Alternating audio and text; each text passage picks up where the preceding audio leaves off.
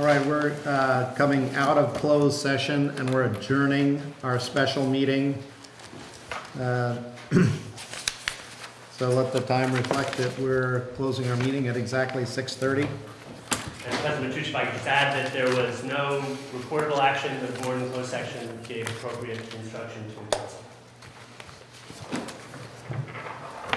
And I'd like to welcome everyone to the San Mateo County Harbor District Board of Harbor Commissioners meeting for September 2nd, 2015.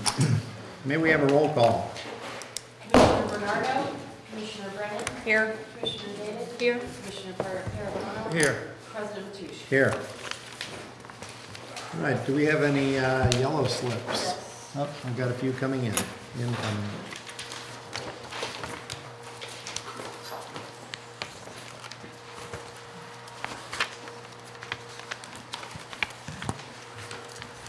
All right, I'd like to call Sean Cartwright up, please.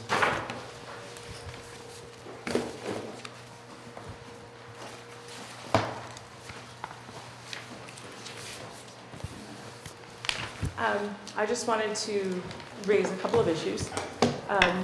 One of them was I sent a letter to all the commissioners, and I have concerns that not all the commissioners seem to have gotten them. So I'm asking if maybe somebody can check into that to make sure that all the commissioners get all their email. And I also wanted to point out that I think it's questionable that commissioners seem to pick and choose what emails they want to respond to.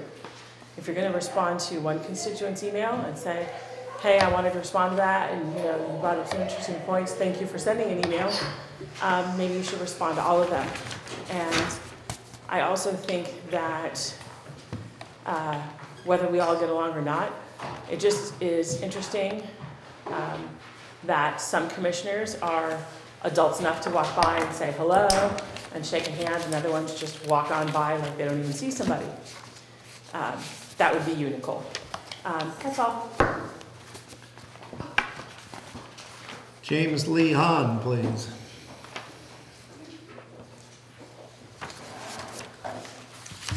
Good evening to the commission. I just wanted to briefly, since this is my first time seeing the entire board after the special meeting on late May 26th, I think, I just wanted to address some of the things raised by two of the commissioners, one I think who's not here, or maybe through the commissioners, I don't remember. A lot was made in that special meeting on May 26th about the civility and the tone of public input and of the people coming here to give public comment. I just want to point out that this is a classic display of dominance. Most people who are involved in debating societies who are looking into how logic works, how argumentation works, how you look at the substance of what a person says, understands that discussing tone as opposed to the substance of an argument is a distraction. It's a way to distract from the actual substance of what people are coming up here to tell you and to avoid the issue altogether. I could be up here saying something very unfactual, very untrue, in this tone, in a polite tone. I could also be raising my voice, pointing and saying something very factual and very true in a very rude tone. So I would respectfully ask that the commission consider this and understand that this is a position where you guys are in power. When you are in power and you are calling for civility, you should be asking yourselves, why are the people who are coming to you for redress are uncivil? Is it because of something you might have done? Is it because of the history of this board over the past however many years? And is it really appropriate for people in a position of power who have county-wide elected office to be asking members of the public who have a 3-minute time limit to come up here and be civil? There's a great quote that says, if you tread on someone's toes and they say, hey, get the bleep off my toe, get off their toe. You don't say, ask nicely. You don't do that. So I just hope the entire commission keeps that in mind. Briefly, I do want to mention too that for people with slow internet connections, your agenda is the file size is very huge. If you can think of a way to break up that PDF for people who are interested in coming to these meetings to participate, I would really appreciate that. I hope that you consider that, because for a lot of people with slower internet connections, it's a big problem. I personally have to go to a computer lab specifically just to download your agenda. I can't do it from my home computer. So please keep that in mind. And I also noticed, lastly, that it seems like the Harbor District has won its anti-SLAPP lawsuit. And I just want to congratulate the folks on the commission who are vindicated by that. Thank you.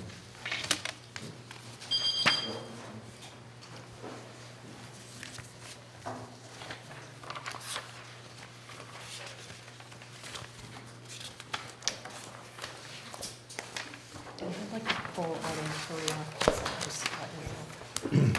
John Ullum.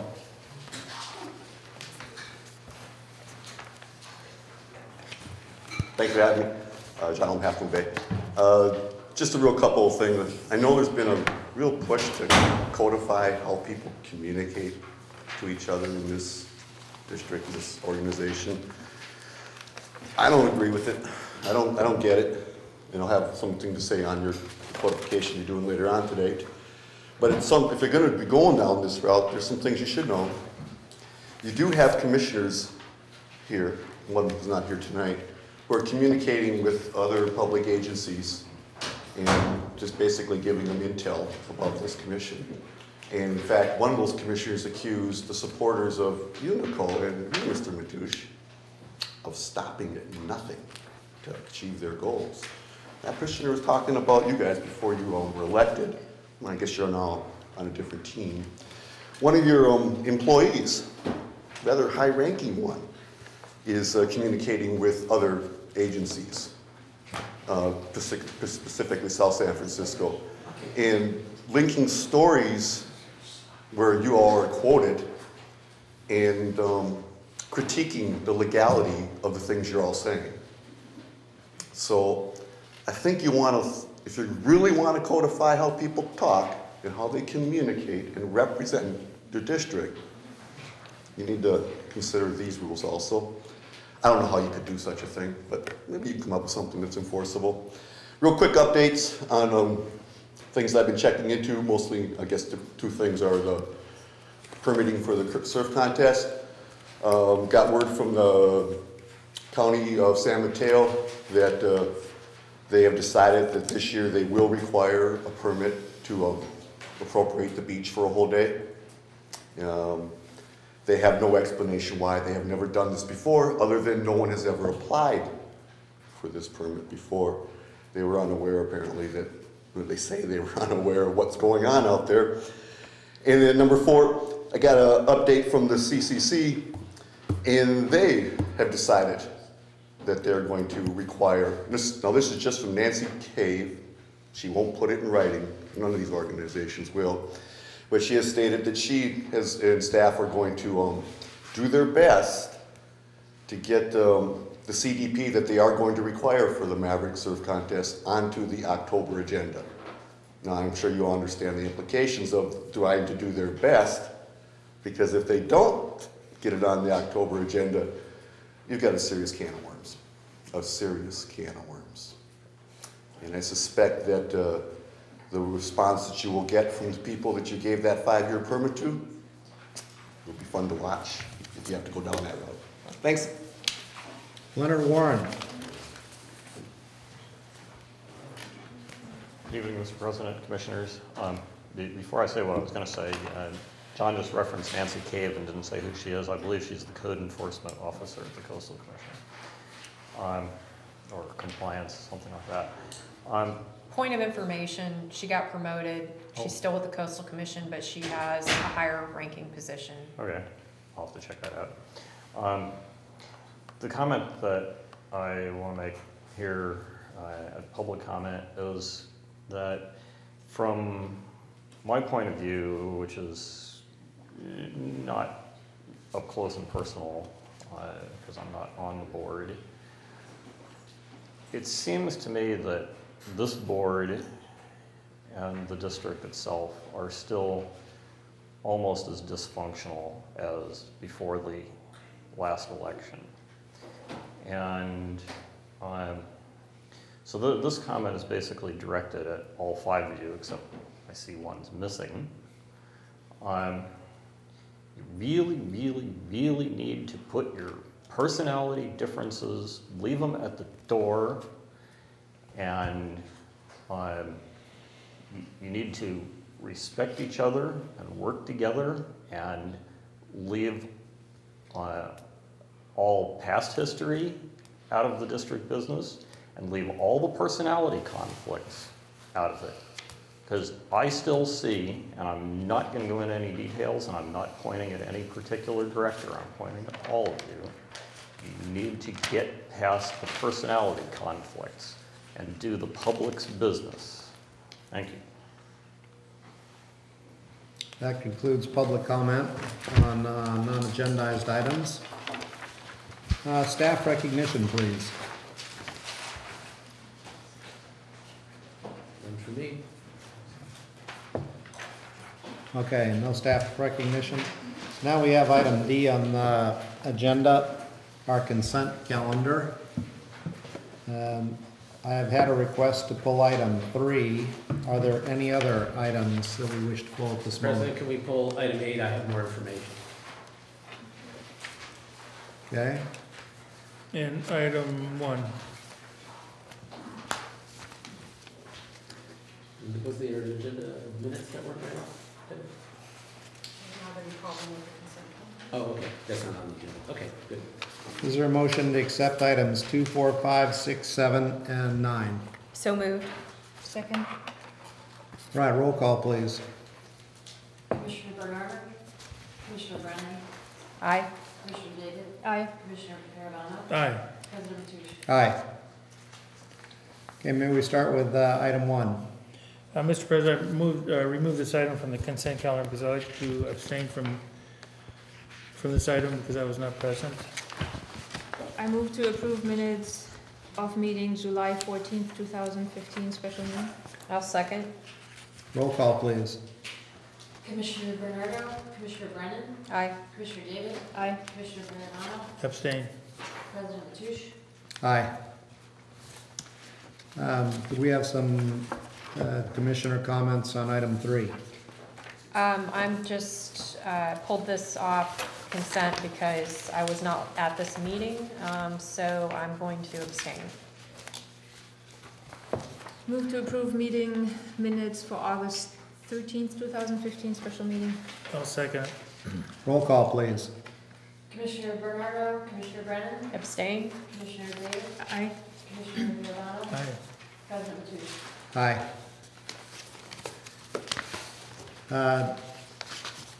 Commissioner comment on item 8. This will be a Yes, staff the comment. additional information that we had is in the staff report, we note $775 of total costs for the mailing. And also, we have added information that to add a small postcard is $374 for a total of $1149. Although it's within my authority, there's really a precedent for running ads, and so I just, wanted to run that by you. I'm sorry, you said 374 Right, so for a postcard? So that it's would, to mail 5,000 postcards for the, of course, we're talking about the Sustainable Seafood Saturday and the Fish and Fleet Fest. so it's the 374 is the mailing It's cost? the printing cost. Printing, Who's paying for the mailing? We are Where's that on here? 224. It's actually not being mailed, correct? It's No, being it's put in stuffed the in the paper. half-moon-day review. So the postcard is gonna go into the newspaper? Yeah, that's All correct. 5,000. Is this the postcard that we already saw? so the postcard goes in and also the insert, but these are on different days. No, the postcard is the insert, This is the Okay. postcard in Gotcha. case, yes. are there some back there or no? There are. There are. Okay, so there's some on the table if members of the public want to take a look. So I have some questions about the postcard. So they've already been printed. And so this is $374 for printing? They have not been printed. So how did these get printed? That was an extra special, What does that mean? not for the Half Moon Bay Review, that was just for advertising. Who paid to print these? We have a budget of $500 for this event. Okay, so how much did these cost to get printed? It was a special, it was $65, something like that. Okay, so the district paid for this.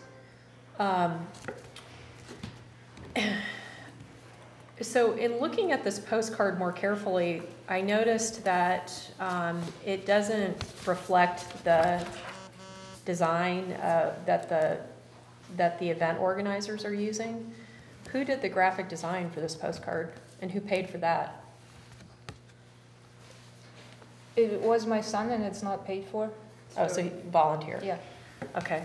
So I'm hoping that any printing that we do going forward for the Sunday event reflects the design that the organizers are using, which is the Half Moon Bay Seafood Marketing Association, because they have a specific message and their logo and information that they're getting out to the public, and it is their event.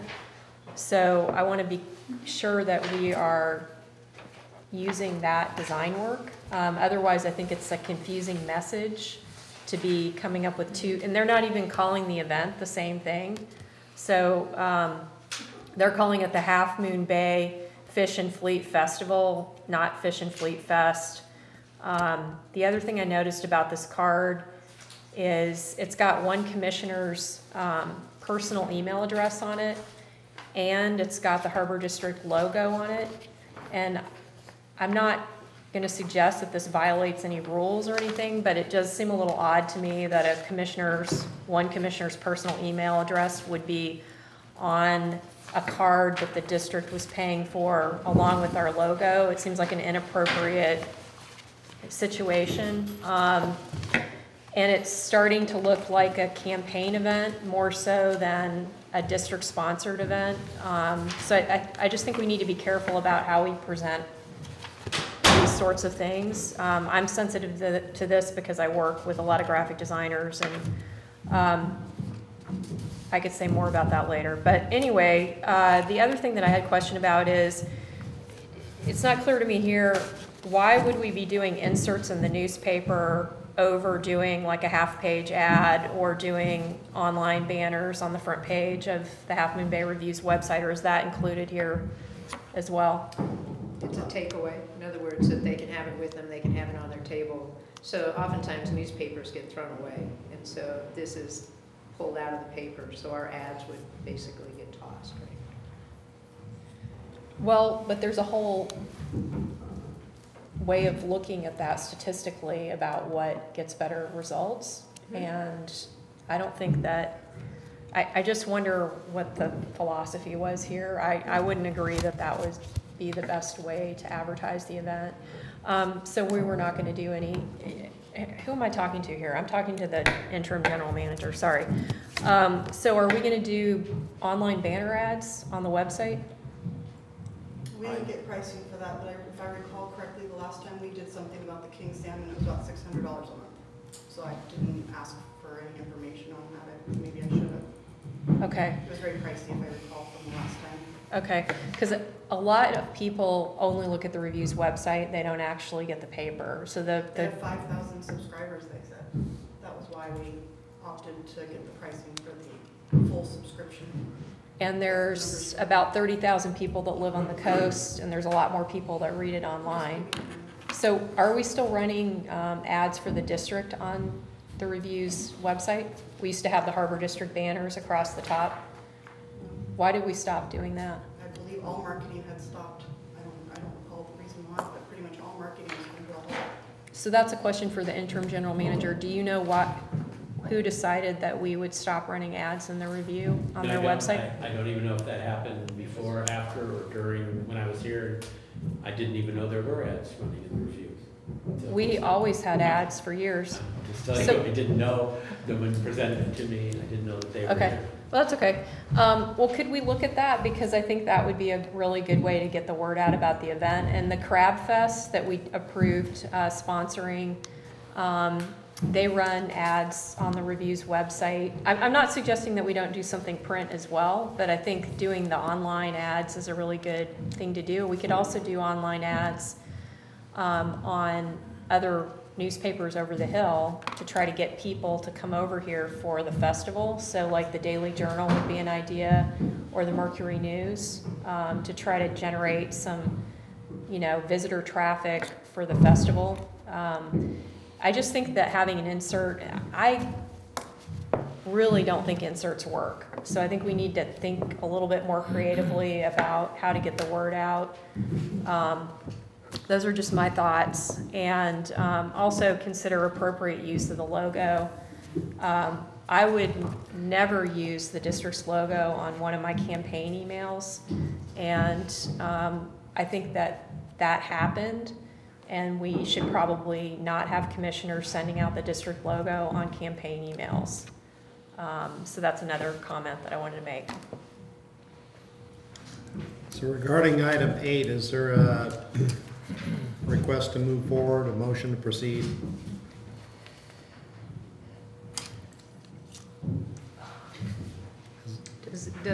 Does the commission want any advertising at all? Because we can't do it without this. I definitely do. I want to make a motion to proceed. I'm just trying to figure out what the best way to do it is so that you guys have the maximum amount of flexibility in case you want to tweak what you're doing here so that you're not locked into anything particular. So do you think that $1,500 is enough money to do online and print based on what we know? We don't know. Yeah. Well, it kind of depends on, I'm not exactly clear on what exactly we're doing. I have some specifics here that were suggested. I'm not at all suggesting that that's the only way to go, but give us an idea of if there's $1,500, if in your direction, which of the things listed here or other things such as printing new cards, you would prioritize so that we get that done in order of how the funds hold out. That would be helpful. It's always good to be able to look at the motion and say, oh, this is what we're going to do. So, do you mind if I ask a clarifying question? Debbie, at one point the district had advertised online for the Half Moon Bay Review. The Review has a banner that runs on the top of their website, and at one time we had something about king salmon fishing for a few months. Yeah. And then you said that was $600. If I recall, it was around $600 a month. I mean, we can do that too. But then $1,500 For this event. Right. We have an agenda item. Right, and I want to stick with that item, but long-term, I think we should always have that banner ad going. And I thought we still had it going, so I didn't realize that had been canceled. Because for years, we had it, not just 6 months, for years, we had a banner ad with the beautiful picture of the harbor, Pillar Point Harbor, and the boats, and our logo, and then it would switch to a different image. And it was always on the front page, and then sometimes you'd see one on the side. But when I brought this up at the last meeting and suggested that we needed to do some marketing, my thought was that we would take what we were doing with the Review, which I thought we were still doing, and we would just switch out the imagery to imagery specific for this event. So in other words, if we were spending $600 a month on that, then let's do that. But I think it should come back to us later, I guess, because we need to keep doing it. I mean, we shouldn't not be using that way to outreach to the public. We should have some advertising on the Review's website. And however that needs to come back to the board, I don't know. But I would certainly, I think that as a board member, I don't want to get into the nitty-gritty of telling you guys we'll spend $200 on 3 postcards and spend whatever on this other thing. I'd rather just say, hey, I move that we spend $2,000 on advertising and you guys come up with the best way to do it, but get the input of the newspaper people because they know how to maximize your advertising, and they'll probably, if you say, hey, we want to do some online, we want to do some print, they'll have suggestions for you on how to do that, and they'll even often help with the design, and they do that for free. So we're kind of getting off topic, so we've got to get into this Fish and Fleet Festival. and how we're gonna work our money, what we're gonna spend. I move that we spend $2,000 to do online and print advertising in news, in the news media. And I'm not specifying which publication or how to do it. And online and printing could include, as I understand it, inserts, ads, postcards, or not? Print ads include like a print newspaper ad. It could include an insert too, which is usually a piece of paper, not a postcard. Usually you don't insert a postcard because it's too heavy, it'll just fall out of the newspaper. If you're gonna do an insert, it's a piece of paper, not a postcard. So I'll be really clear about it. Do not put postcards in a newspaper because they all fall out and no one will get them. Right. I'm just asking for the direction to be in the motion so that we're doing what the commission wants. But I don't think we need to get that specific, do we? You guys could figure that out offline. Well, if you trust us to use our best judgment, be prepared for the fact that you may disagree with it. Well, how about you get input from the people who are hosting the event? So That's what we thought we were doing. talk to the people at, I'm sure that they would want some online advertising, the seafood marketing people. Let me suggest an amendment to that motion, or another way of putting that motion that would help, if that's in order. And that would be that the $2,000 be available for online or print advertising, and that staff confer with the sponsors of the event, how they would recommend we utilize that budget. And I think they should also be providing the content for the design as well, so that it matches up with their online. They've got a Facebook page, they've got a website, they've got a whole online presence. We want to make sure these ads match up with the design that they're using. So my suggestion is it's that $2,000 available for online and print advertising for these two events, that staff will speak with the sponsors of these events about how they would like to best feel that budget could best be used, and to work with them to make sure our content matches the event themes. That sounds good to me. I'd say up to $2,000 in case we can get this all done for less. I'm fine with that. Yeah, I'd be happy if it's in 2010. I have a comment. Do you want to read that back, Debbie, or? No, I got that. I've got one more commissioner comment. Do we have a second? Yeah, that motion, can we get a second? I think we're still working on the motion, aren't we? Is there an amendment to the motion? Well, I said up to 2,000. There's a comment by another commissioner, Commissioner David.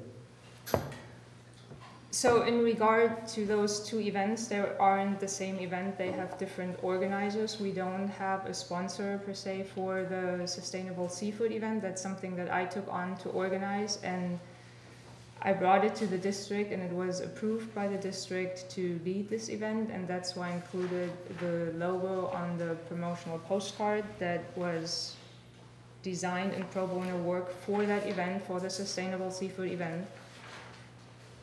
Since the postcard has two sides, I offered the organizers of the Fish Fleet Fest the second side, and we came up with a design, ran it by them, they loved it, they said go for it, we'd love to have that support on the other side of the postcard. We needed an RSVP because the seats are limited for the sustainable seafood event at the College of San Mateo that I'm organizing. That's why I put my personal email address on there so people can reserve seats that way. But with all the concerns that were raised tonight, I would like the postcard to not be included in the advertisement because I think it will just create more problems. So can we have a restated motion Oh, boy. as we understand it at this time? Well, I think I need a new motion. Well, the motion that I had was up to $2,000 for online and print advertising for both events, and for staff to confirm with the sponsors of the event on how to utilize the monies and to match the content with the event themes. I don't have Okay, I'll second that. Okay. Any more discussion? How about roll call? Go ahead. Yes, Mr. President, I'd like to ask a question regarding the compatibility of the stated motion with the title of the agenda item. The agenda item and the accompanying staff report has an amount not to exceed, and the stated motion exceeds that amount, the amount listed in the staff report. Stephen Miller, it's fine for us to change the amount, correct? I don't believe there's any Brown Act issues if you decide to approve a $2,000 expenditure, even though the agenda says $1,500. But it's also the Sustainable Seafood Saturday event is out of the advertisement because we don't have a design or anything that we could advertise with. The review and any newspaper we work with should be able to help create an advertisement for that, and maybe, you could help them with that. Because that's what I would have done, I think, because my thinking is the district endorsed the Sustainable Seafood event, and Nicole has taken the lead on that, so I would work with her for that. I'm not suggesting we don't advertise both. I think we should. So do we have the cost for coming up with the graphics for the Fish Food Festival? Or, If we pay for them, it'll have to come out of the 2,000. If this motion passes. And if somebody wants to volunteer and do that part, I don't have a problem with that either. I'm smiling because you definitely don't want me to draw the graphic, unless you want stick figures. Yeah, obviously, the individual who did volunteer, that's not acceptable, so now we're back to No, square I'm one on not that. suggesting that the person that volunteered wasn't acceptable at all. I think that this is a really, really cute postcard. I pointed out the only issues are that this part doesn't match what the actual event organizer is using, so it's just a completely different design. So that's a problem, even though I think this is super cute. And then the other problem with the backside for this Sustainable Seafood Saturday thing is that, we shouldn't have a commissioner's personal email address on our marketing materials. We should have a staff, if we need to RSVP, that should be going to a staff person with a Harbor District email address, not a individual commissioner's personal email address. That was my point. All right, so we basically have a not to exceed, changing our advertising print and everything up to $2,000 rather than $1,500. So we have a first and a second. We've got our comments, so let's have a roll call. so this is for both events? Right. Roll call. Commissioner Bernardo, Commissioner Brennan, Here, sorry. What are we doing?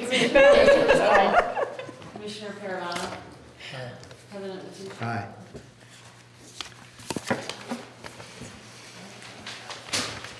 Item 10, old business. Could we have a staff report on joint powers agreement with the city of South San Francisco for operation of Oyster Point Marina information session?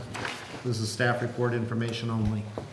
Right. I just wanted to continue to educate you. We did again attempt to You already made it. keep trying to ping the city to get this liaison group motion. I know that the city had a break at the end of August in their meeting schedule. I think they took a holiday vacation break, so that could have something to do with the delay.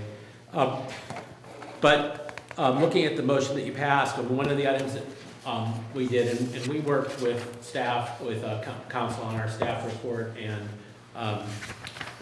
although didn't really require all that much review from council, and our matrix of responsibility, so that you would have that. I think that's a good thing that you had, a good thing for us to have in front of us as to who's responsible for who, for what tasks with the JPA. One of the things I wanted to say that's interesting about this JPA agreement in particular, there's three parts that are common to all JPAs. One is what authorities the two or more agencies are giving. In other words, out of all the authorities that the county has and all the authorities that enabling legislation gives the Harbor District, which ones did we give to this joint powers authority mutually? And the second is, how are we going to pay for things? And the third is governance. There's a fourth that they all seem to have in common too, which is procedure for termination of the JPA, because often, since you've formed a new government entity, they're not that easy to unwind. On the topic of governance, by the amendment that was made, there's a liaison group that actually doesn't have governing decision-making capabilities. It reports back to, the Harbor District, and it reports back to the city. But there isn't a decision-making authority invested in that group. That's unusual for JPAs that I have been associated with and worked for. One of them had 39 county members, one of them had 5 cities in an association. Those boards met and made decisions much like you do that were within the authority of the group. So that's interesting.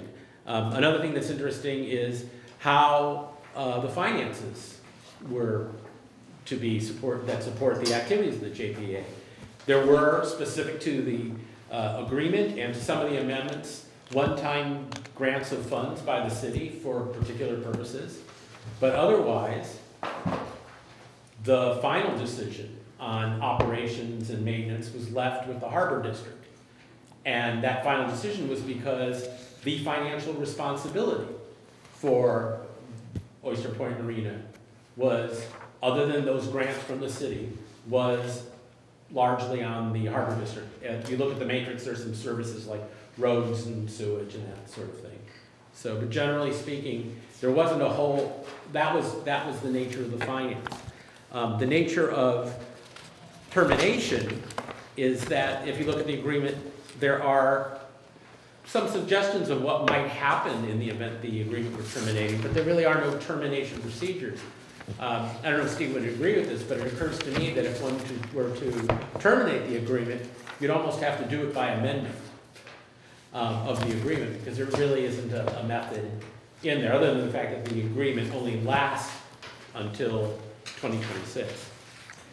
I have a question about that, just really quick.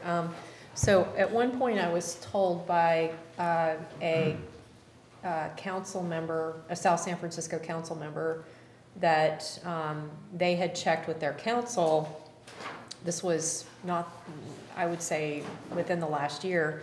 They had checked with their council because they have been doing research on this, and that their council assured them that they could terminate the agreement at any time, that it was not a big deal to terminate. Let me say, I'm not saying that there's no way out, and that council, I'm sure if Stephen were direct, couldn't figure out a way to do it. I'm just saying it's unusual to see a JPA where that's not described. Do you want to elucidate at all?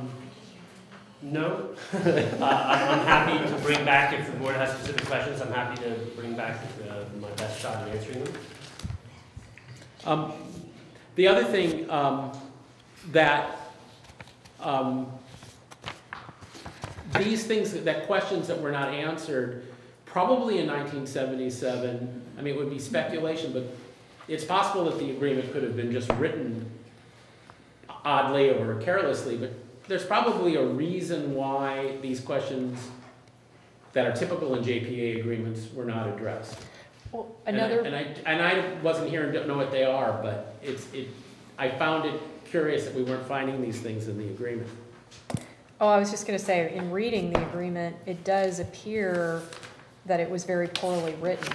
And I wonder if Stephen Miller has any comments on that. Have you read it? I have read it.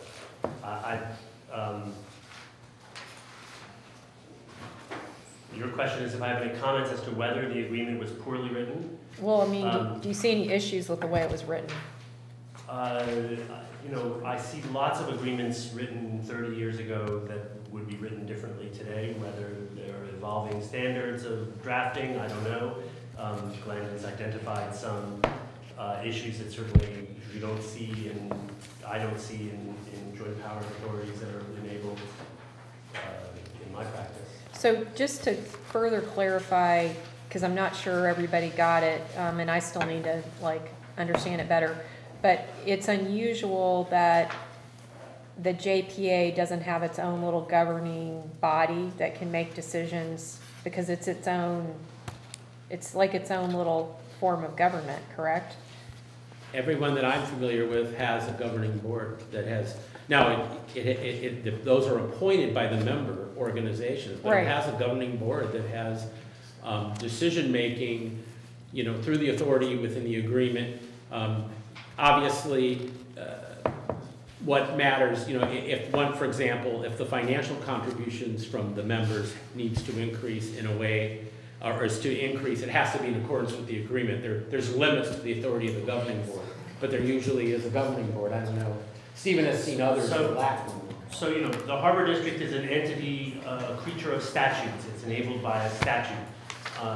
California Government Code allows for government agencies to be creatures of contract, and different public entities can come together and create a separate government entity that is separate from its members. That's what's called a joint powers authority. This agreement is a little bit of a hybrid in that it is in some respects creating a joint powers authority under the statutory authority that public agencies have to do that. And in some respects, it is sort of a cooperative agreement whereby two government agencies decide they're going to collaborate to achieve a particular project, not necessarily to create a separate government entity to produce and develop that project, but just to collaborate to create that project. And so this agreement has components of both of those types of agreements. Could we try to find another example of one like that in California besides ours? Another example of the kind of Of this you're talking hybrid, about? yeah, are we like the only ones, or is there? I would have to look into that. I don't know the answer to that. Through the chair, can we have a budget for that? Because that could cost thousands of dollars to search for that. To find out if there's a hybrid out there?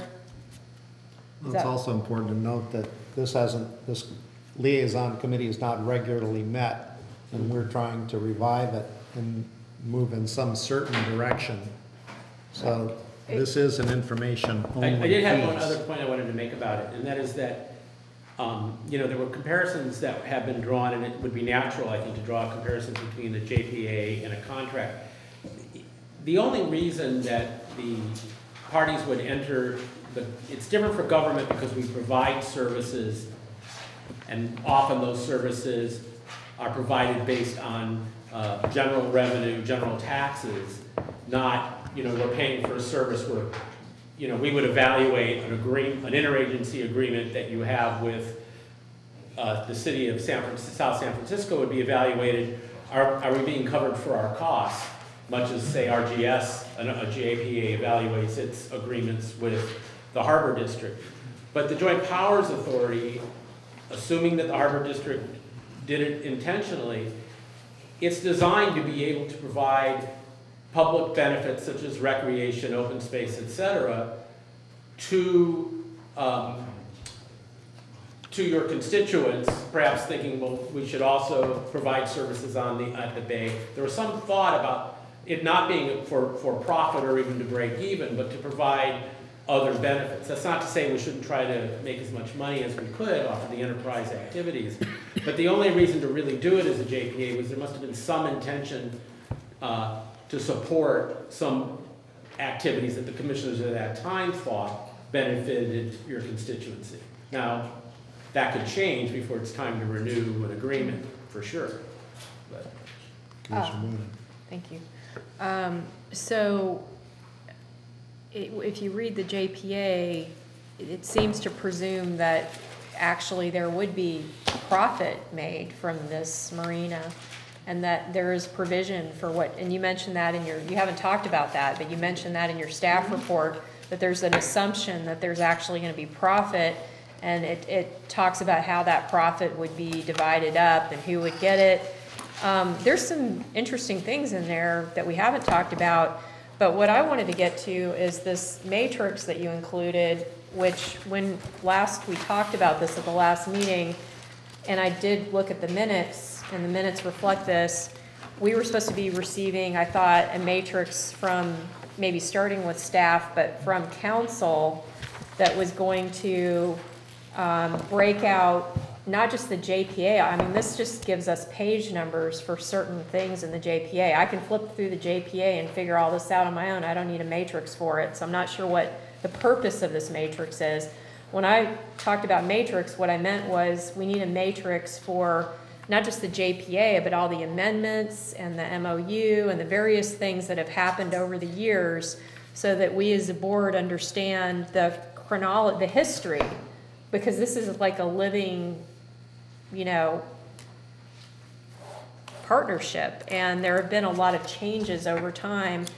And I also asked that we have all of those documents, the JPA and all the other documents that have been added to that over time, linked on our website. Maybe that's already been done, I don't know, so that we could see them all in chronological order. Because in trying to make sense out of all of this, you don't just look at the JPA, you have to look at all the amendments, all the resolutions, all the MOU, all the things that have been added on top of it, because it's not the same agreement that it was when it was initiated.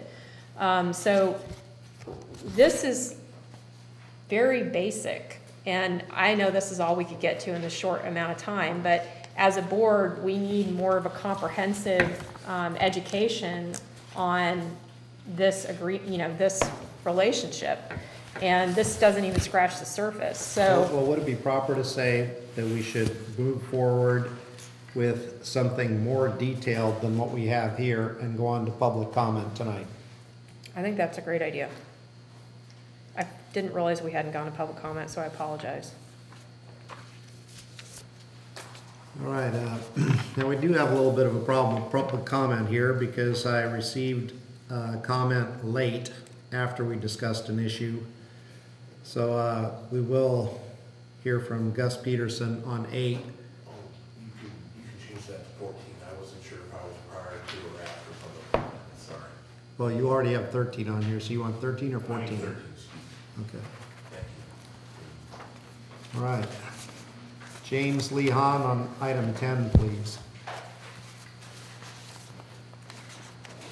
Thank you. I just wanted to briefly say that a little while ago I was doing some research on San Bruno Mountain, which is both a state and county park, and I found it very easy to go online and find the original agreement from the 80s, the original scan of the original document outlining what exactly that joint, I don't think it's called a JPA, whatever agreement exists between the state and the county, but it was very easy to find the documents for it online, and yeah, so I would just really urge you guys to consider putting all the resources for the JPA online. Briefly, with regards to item 8, as someone who lives on the other side of the hill, so to speak, online advertising is definitely better for most of the folks who live in this county and who visit the coast side. I do also want to say that a little while back I sent a letter out to a bunch of folks at LAFCO, and I think the commission was CC'd on it. But I basically mentioned that I think I would like to see the JPA eventually dissolved, whether that means letting the JPA expire in however many years, or actively working to dissolve it. I think it would be better for the Harbor District. I think the Harbor District is more of a countywide resource as opposed to Oyster Point, or excuse me, Pillar Point is more of a countywide resource than Oyster Point. Thank you. Leonard Warren. Good evening, Mr. President, Commissioners. I'm going to go tangent first. I'm always irritated when I hear ATM machine and things like that. JPA is the authority, the legal entity. The document is the JPA agreement. And I've been fighting that one for, how long have I been on the JPA board? 18 years or something. I'm finally making some progress, but it's not easy. And so, since I'm not speaking for my board, I'm not going to identify it, but I have been on a JPA board for 18 years. It's certainly different from being on a single agency board.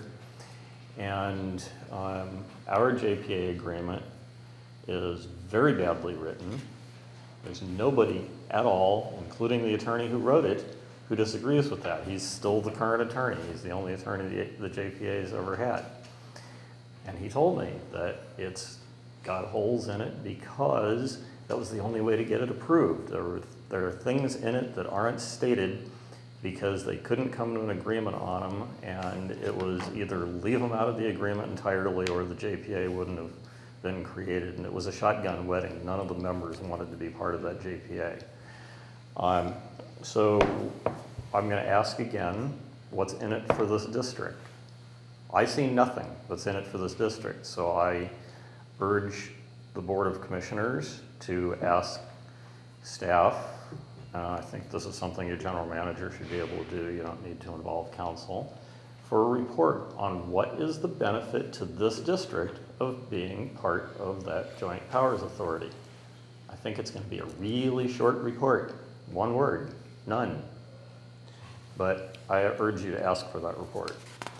One of the things that you need to track down is there should be resolutions from this board and from the city council agreeing to create the JPA. And so what you're looking for are the whereases, which will describe why they created the JPA. So you got to find those resolutions.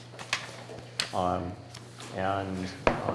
JPA that I serve on the board of, general managers maintain a clean copy of the JPA agreement. When we amend it, it's been amended, I believe, 8 times. They go into the current master copy and they integrate the amendments. So we keep the original, we keep all the amendments, but in addition to all of that, we also have published on the website the clean copy that you can read it all by itself, and it's really clear because the stuff that's been replaced by amendments is gone and the amendments are integrated in the correct places. So I urge you to request your general manager to create that integrated clean copy. Thank you. All right, I think that we've given staff adequate direction on this issue, so I'd like to move on. I actually am not sure Oh, okay. what I've been directed to do. When it's my turn.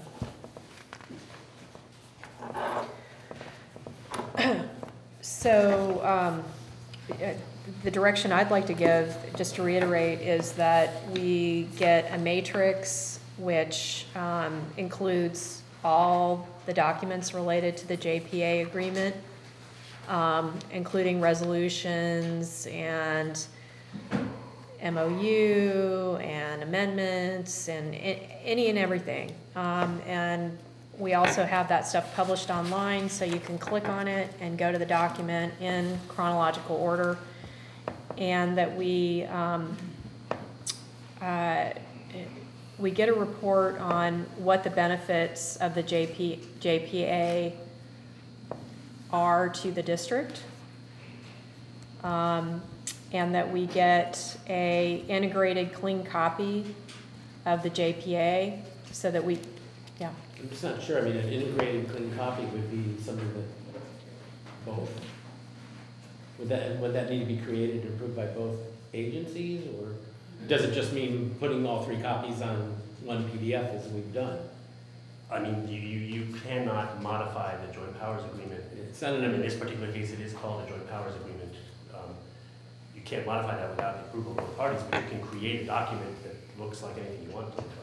So it wouldn't necessarily be, it wouldn't modify the actual original document, but this would be for our purposes, for our own reference, so that we understood what the JPA actually is today with all of those changes that have happened, so integrated. So strikes the things that have been deleted in amendments and adds the things. So Okay. Because that's the really confusing part, is you look at one document and then you read the next one, you're like, wait a minute, they changed that, and now, you know. So we might call it a modified unapproved. So what we were saying earlier is the JPA MOU over the years.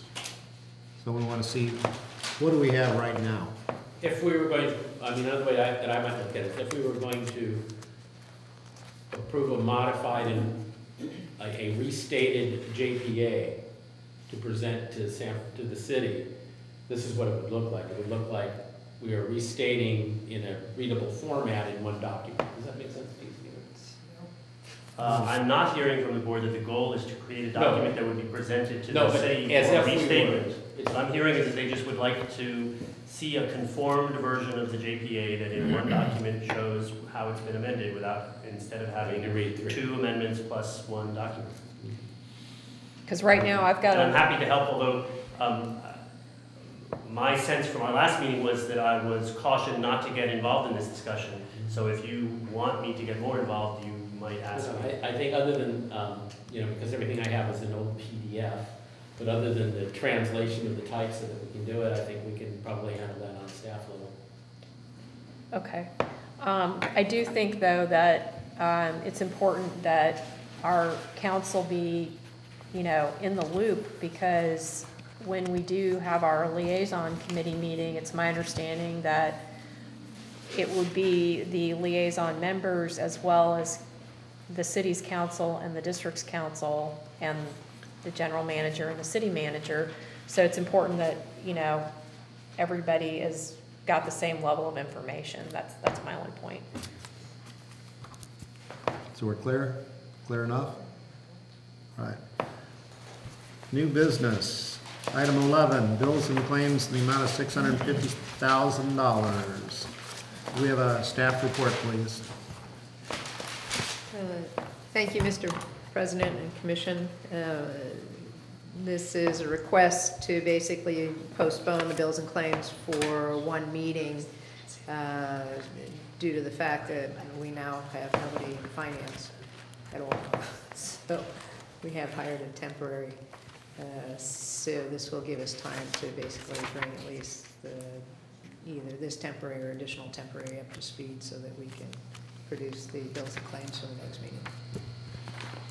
Okay, how are we doing on operating permissions? Do you need approval to pay some and then show us the detail, or what are we doing here?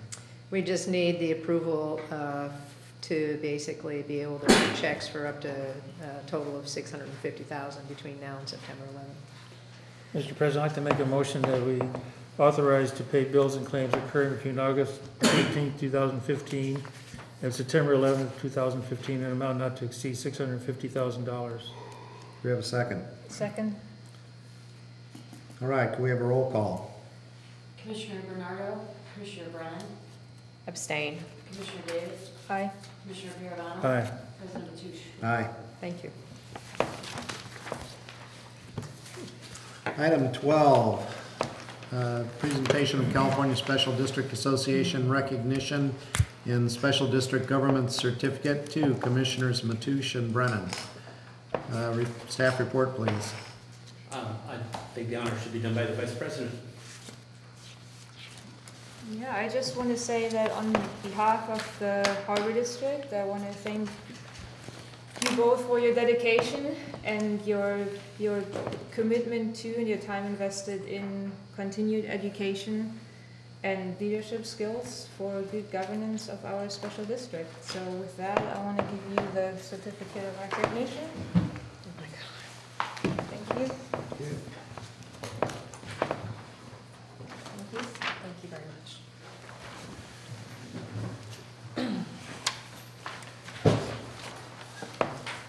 Item 13,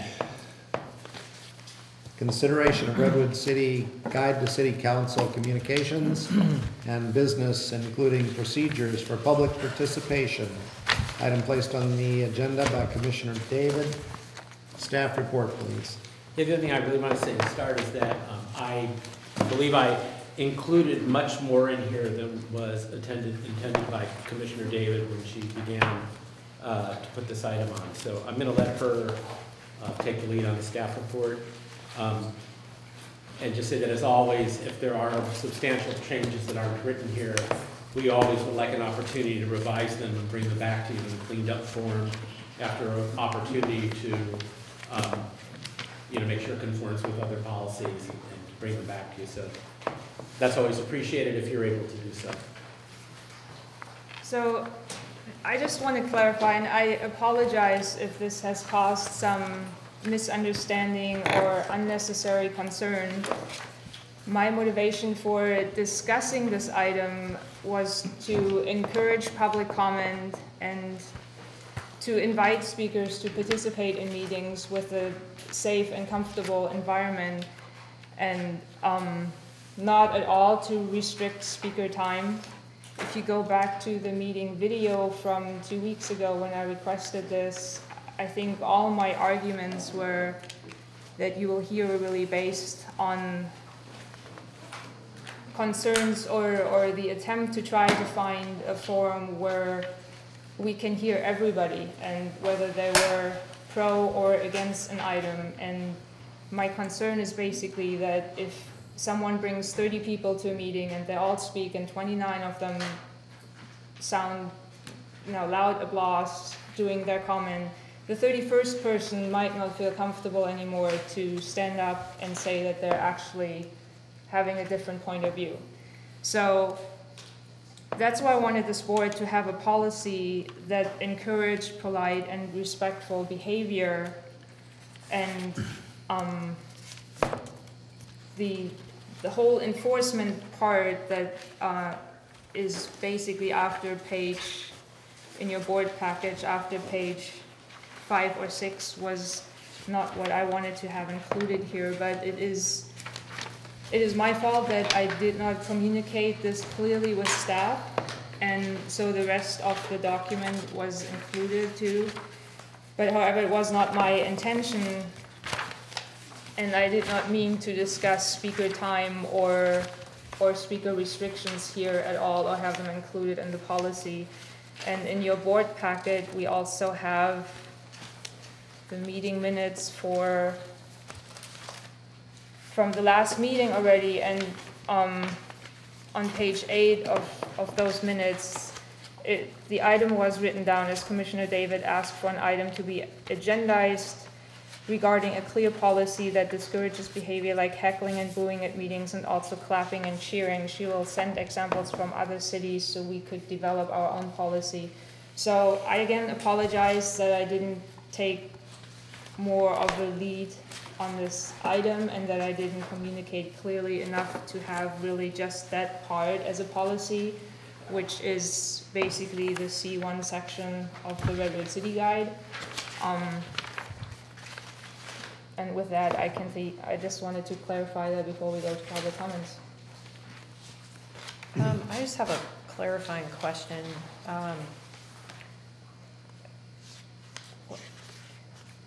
I'm confused by this because when I asked to put something on the agenda, the staff doesn't do any staff work for me. They don't take a document and redline it and amend it. And I mean, it must have taken several hours to do all this work. And I just feel like I'm being treated unequally here. I don't think it's appropriate that staff should need to do all this work just because I asked for an agenda item.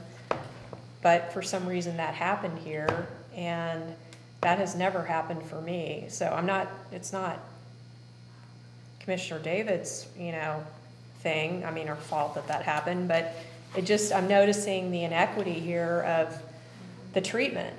And never once has staff put effort into something I've wanted to have on the agenda without major protest, and frankly, the help just hasn't been there. So it seems like this is, if we were going to direct staff to do this work, that would be something the board would do, not one commissioner, because if one commissioner directs staff to do a bunch of work and then the board doesn't approve it, then it's a waste of time. So I'm not really understanding how this happened. Well, I still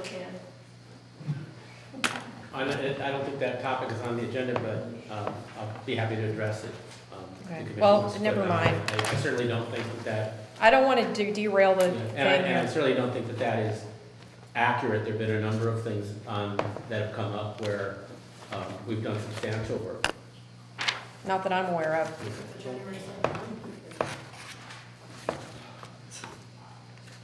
Anyway, it's not really on the agenda.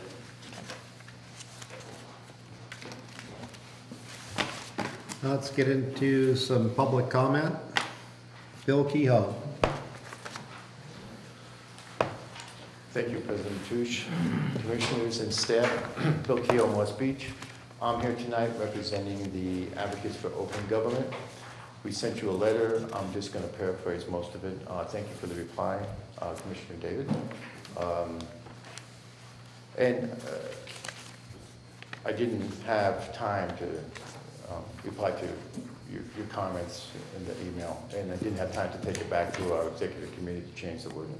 Anyway, this is based on what was in the report, and just to paraphrase this quickly, first of all, Advocates for Open Government we're a nonpartisan, nonprofit watchdog organization whose mission is to monitor the actions of our elected public servants, their appointees, and agency staff to verify compliance with all the laws, to ensure that there's transparency and accountability, and to ensure that all parties doing business with these entities receive equal treatment under the law. What took us back with this was that the fact that it looked like from the staff report that you were trying to discourage public participation. So I went out and took a look at this, and here's a couple of quotes that were taken out of the Brown Act, and also the San Mateo County Handbook for Public Boards, Agencies, and Commissions, which I know you all should have memorized to have your position. If not, I'll send you copies. But there's some things in there that I saw that really irked me. One was that the public has a right to speak before, during, any consideration of an item, and they also have the right to speak on anything, even unrelated to that business item. That is in the law, and you have to allow it. The idea that you want to limit people to 2 or 3 minutes, it has always been, and this is not in the letter, this is going a little rogue here, it has always been my personal intention, even when I served on boards, is that the public be given the same time to speak as any one of the board commissioners. So if you limit the public to 3 minutes, each commissioner should be limited to 3 minutes. It should be on an equal footing. After all, we voted for you, we want you to do our business, and we want to make sure that you clearly understand what we feel you should be doing. So it should be only right to do that. Now, quickly, the reason you should want public participation is things like John Olam, who you're going to talk about later, who managed to, help the district save $34,000, $35,000. And I'll speak to that when that's up there. The worst city you could have picked on the peninsula was Redwood City. I'm sorry, if you don't understand the history of the Redwood City and the draconian rules that they try to set up, they even make the Board of Supervisors look good. I just don't know what to say about that part. I'm going off topic here. As to the consent agenda items, Half Moon Bay allows the public to actually ask to have things taken off consent so that they can make a comment on a consent agenda item. Any commissioner should be allowed to, not just the president and the vice president. I'm getting the time flag here. The document that Commissioner Brennan put out needs more codification, but the spirit of that document is more along the lines of what A5 would like to see. I'll just thank you for that, and time's up. James Lee Hahn.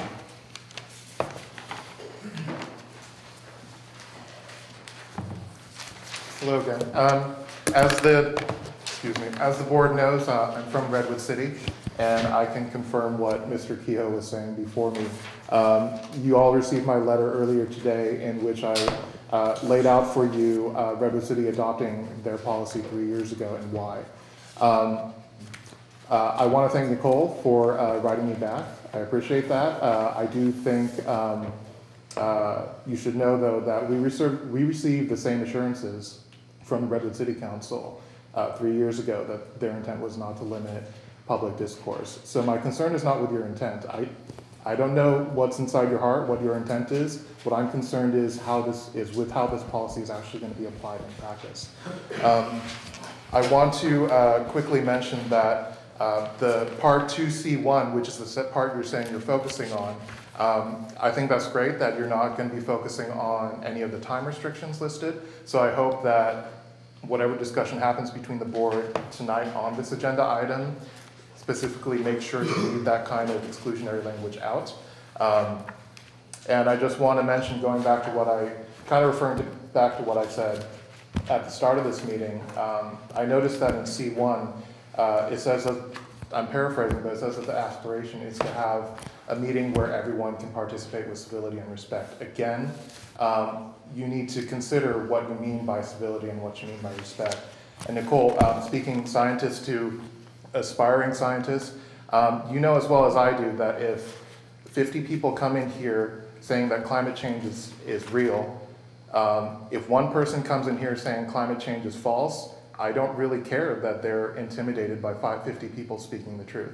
If 50 people are willing to turn out for an issue and speak to that issue, and only one person can get here to speak to an issue, that's their responsibility. It's the public's responsibility to come out and to support specific items, specific sides of an issue.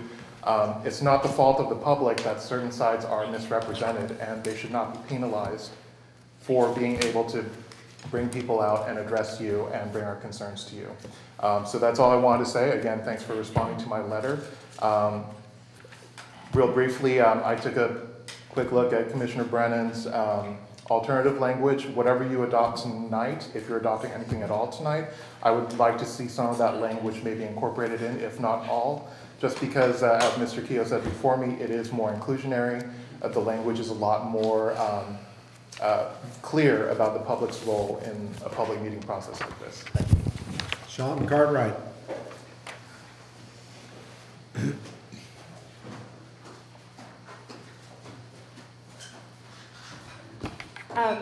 I was almost arrested at Redwood City Council during public comment.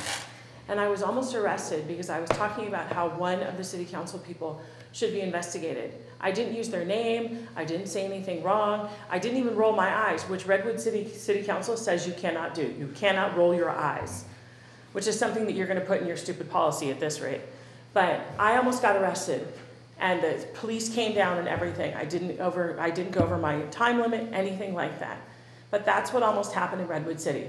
That is how draconian they are there. And that is what we dealt with. And it was only because of people like yelling out and saying, like, you know, what are you doing? But I didn't get arrested, and I didn't do anything wrong.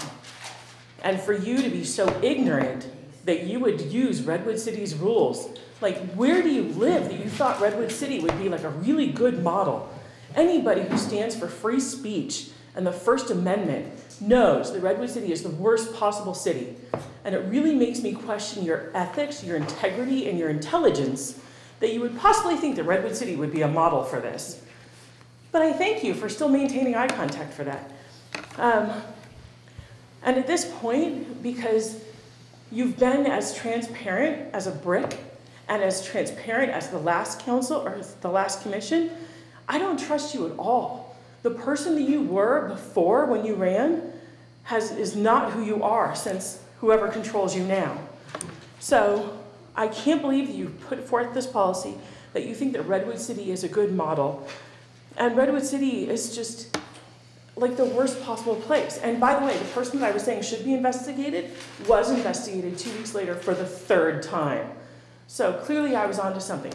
Just like John Olam is always onto something, and it always involves you guys. And he turns out to be right. So that's what public comment is for. It's for us to have those full 3 minutes to be able to talk, and as many people show up here. And the funny part is both meetings, Redwood City and here, were because the public was coming out to speak and to be heard. And I want this policy to say, as many people show up, each of them will have their full time, whether 2 minutes or 3 minutes, they will have their full time and every single person will be heard. Because that's what the First Amendment's about. And if you're gonna give up on being transparent, which you guys have clearly done, then at least stick to, thank you, then at least stick to letting the public be heard, because that's really important. And you gotta be accountable. If you weren't accountable, then like our FOIA requests wouldn't have any fun. Also, in Redwood City, it got to such a point that like you would go to city council and they would say, I'm sorry, if there's not a chair for you, you can't be here. So then you'd sit there and make a comment and somebody would have to leave so somebody could come in. If that's really the model that you guys want to do, then shame on you. Pamela Fisher. How do I follow that? I don't have any written notes. I am also a member of Advocates for Open Government. However, I'm speaking on a personal issue that occurred with me at a planning commission meeting. It was regarding a project that I actually was very much in support of. What I was not in support of was the CEQA exemption that was being used by the parties involved to get this item passed. There probably should have been, an environmental review, etc. However, what erupted from very passionate audience members was booing and hissing, cheering when members got up to speak positively to the project, and which I actually started with saying, I want you to have this project done. At any rate, not everybody has the broad shoulders that I do. You run for office, you sit on a board for 2 terms, you develop a lot thicker skin. The issue is, though, that kind of audience response is absolutely intimidation. It's not that the people have absolutely every right to speak publicly and to a board that actually is looking at them and paying attention. What is not okay is you're not watching a soccer match. You are adults in a public governmental process and to behave appropriately. So again, what happened then was the planning commissioner wrote a letter of apology to me, and at the beginning of the next meeting and subsequent meetings reminds the public about public decorum and what is expected. You know, when you're entering an age where our president is assaulted by a "you lie" coming from a Congress member, you sit back and say, where are we going? So it is just an issue of respect, and respect means you listen, and you listen quietly. And signs, pro, against, also are not permitted. They are intimidation to people who may not have the thickest skin to get up and speak to the topic. So I appreciate your efforts, and again, no time limits, 3 minutes is probably sufficient. Sometimes it's a little bit difficult on complex items, but generally what happens is you will bring more people with you to speak to the various aspects of these issues. So again, I thank you, and I am confident that you will be enacting policies that are pro-public, pro-First Amendment, and speak to the adult decorum that one expects to have at a public meeting. And just to mention, the latest brouhaha with Redwood City, as a member of Americans United for Separation of Church and State, this latest issue with their invocation should also be a warning sign to perhaps look very carefully at what comes out of Redwood City. Thank you. Senator Warren. Good evening again, Commissioners. When I first looked at the agenda packet for this item, my immediate reaction is, what problem are you trying to fix? Now, with Commissioner David's clarification that she was only interested in Section C1, if, in fact, you're going to explicitly say you're adopting C1 and nothing else, then I'm probably okay with that.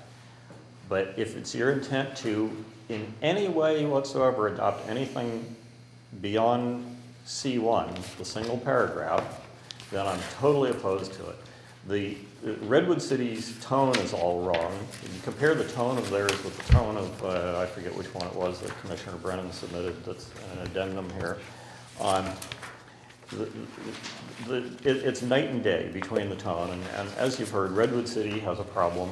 The example that I would use as to how badly out of touch the Redwood City Council is the fact that the people there by a huge margin, something like 80 to 20, are totally opposed to that idiot Cargill project, and yet the city council just keeps pounding on it and pounding on it, trying to force it through.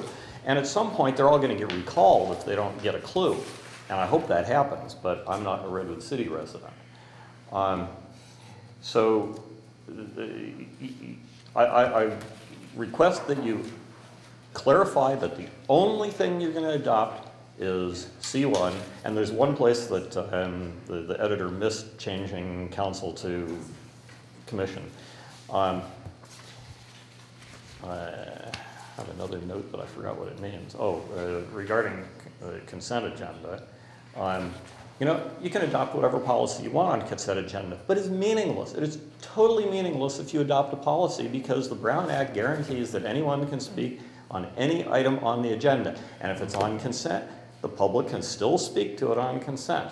So, you know, adopt whatever policy you want. You know, try and enforce it, you'll get sued, you will lose, I guarantee it.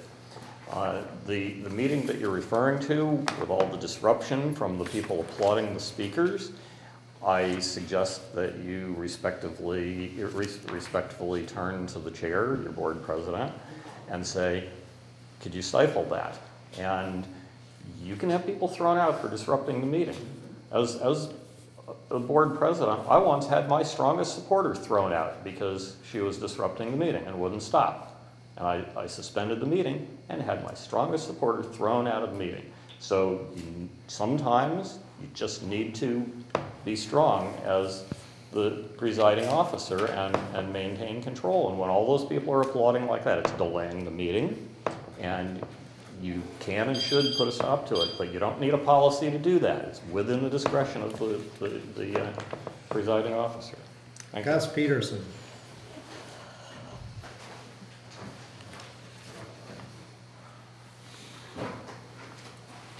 Thank you, President and Commissioners. I'm a member of AFOG as well, and I want to thank Bill Kehoe for his excellent letter. When we saw this agenda item come up, there was lots of concern. I want to point out that the key thing that Leonard just said, it holds so true. You know, Bill was, we rode in the car here together just half an hour ago or so, and he pointed out that it really is the facilitator's job. It's a very key element of being a board member and a community leader, to be able to facilitate a meeting and to be able to interpret and control public speaking. Sadly, I'm not a very good public speaker, so of course I'm up here stumbling over my words. But in essence, this is one of those issues that it's really a be careful what you wish for kind of thing. I think, you know, in this kind of setting, there is mostly a body of your peers here. These are fellow board members of other boards. These are community members that have political experience. Here you're going to get constructive criticism. You're going to get pats on the back. You're going to get appreciated. This may not be the 50 or so people that you might get at another venue and with another agenda. But there is a certain amount of stewing in the pot that occurs if we seek an isolationist kind of standpoint. So, of course, it's sketchy to mess with the public input in the democratic process and the political process and the parliamentary procedures and all that kind of thing. So anyway, what you're doing is difficult, and we all understand that, and thank you for it. And please remember that you can receive positive words from the public too. And that's what we're here for, as well as our individual input. So thank you, and have a great evening. As I call the last person on item 13, I have to let everyone know that we get booted out of the school. They lock it up at 11 o'clock. So I would ask for item 14, if you could limit your discussions to 2 minutes. I know this is the wrong time to ask for that. Trust me, I'm cognizant of that, but we will get locked out of this building. Or locked in. Or locked in. Well, that would allow us to have a very long meeting and great discussions. John Olin, please, on 13.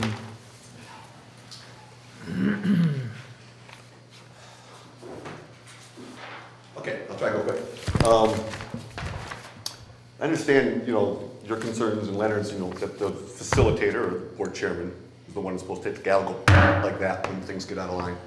But here's why that is difficult. You see, when, for example, at the meeting at the bar where Ms. Brennan was stripped of her presidency, supporters or people who were critical of her were cheering and jeering her. Mr. Bernardo got a great standing ovation. Now, it's very difficult for Sabrina, when she's being criticized by people, to go knock that off. It just doesn't, the optics of that are really bad. And at the last meeting we had here, for example, Mr. Bernardo got a great ovation for characterizing the president's and the general manager's concerns about the issuance of a 5-year permit, and whether we should even be doing that, as ridiculous. And he got a great ovation. Now, it was your job to go, that's inappropriate. But I can understand why that's a difficult thing for you to do when they're criticizing you. The optics are bad. So what you need to do, understand, is to make this policy or any policy work. If you're going to try to tell people how to behave in, rules that they should have learned kindergarten, first grade, a mother, I don't know. And I've gotten out of line too in the way that people have fixed me real fast, is like that. It just brings you right down. And so, unless you're going to have the guts to do that, to look at your supporters and say, that is inappropriate, this is just not going to work. So I suggest if you are going to do this, that you put your rules on the back of these speaker slips. And that on the front of the speaker slip, as you sign your name, it says, by signing your name, you've agreed to these rules. And the rules are pretty simple. Be respectful, be polite, no cheering, no jeering, act as though your mother is watching. Thank you. All right, the staff recommendation is the commission may direct staff to consider a new district policy. And Commissioner Brennan presented a good set of recommendations. We've heard from Commissioner David. And one idea would be to meld the two, or to find a way for staff to come up with something that was mutually agreeable. Can I make a comment? So since staff went already through a much more laborious process than I had intended with my motion when I was really just talking about section C1, I would offer to take this on, and people have raised, I really appreciate everybody's comments, and I've heard you loud and clear. This was not a statement on my mind in regard to Redwood City policies. Taking that section C1, but I will take both documents, the alternative that was submitted and the C1 section, and I will revise that, hopefully with your input, because there were concerns raised about the alternative too. So if you can just email me, there's no rush for us to get this done. I mean, it would be good to have it. And I think it would be, I like the idea of having it on the back of a speaker slip, so we can just, before we have very passionate items or controversial items on the agenda, that we can remind the public before we even have to grab the hammer to say, like, okay, just a reminder, these are our rules, and this is why. This is why, because we want everybody to have a chance to get heard and not feel intimidated by the sheer volume or number of people that are in favor or against an item. And I think, the 51 ratio, if they're for the right thing, I don't mind that, but you can also be in the minority. You can be the one person who's on the right side of things and 50 other people are cheering and you just don't want to speak anymore. So I think it should be fair, it should be even, and I hope you all know my email address through the website, so please send me your concerns and comments, and I'll try to mold those two documents into one and bring it back for our consideration. So I think we should not try to get a motion here other than that we table that for now. I have a comment when it's my turn. Commissioner Brennan. Okay. So the building a community of trust document that I provided is essentially the document that the city of Santa Clara uses. And we already adopted another policy from the city of Santa Clara, which was their code of ethics and values. Actually, it's called when we adopted it, we called it the San Mateo County Harbor District Code of Ethics and Values. And when we're making policies, I think it's important that the policies work with each other so that it's not like one policy stands on its own and is completely separate from everything else. If there are places where there's crossover, I think it's important that the policies mesh with each other so that there's continuity and,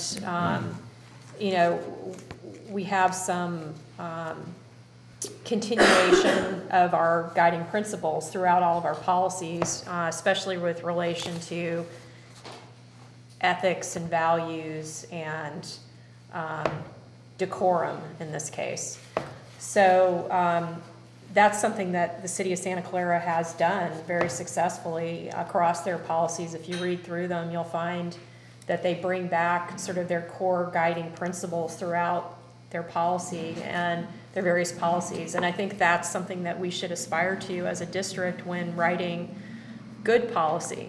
And there's a difference between good policy and not so good policy. And I personally am not comfortable with using anything from Redwood City's policies at all.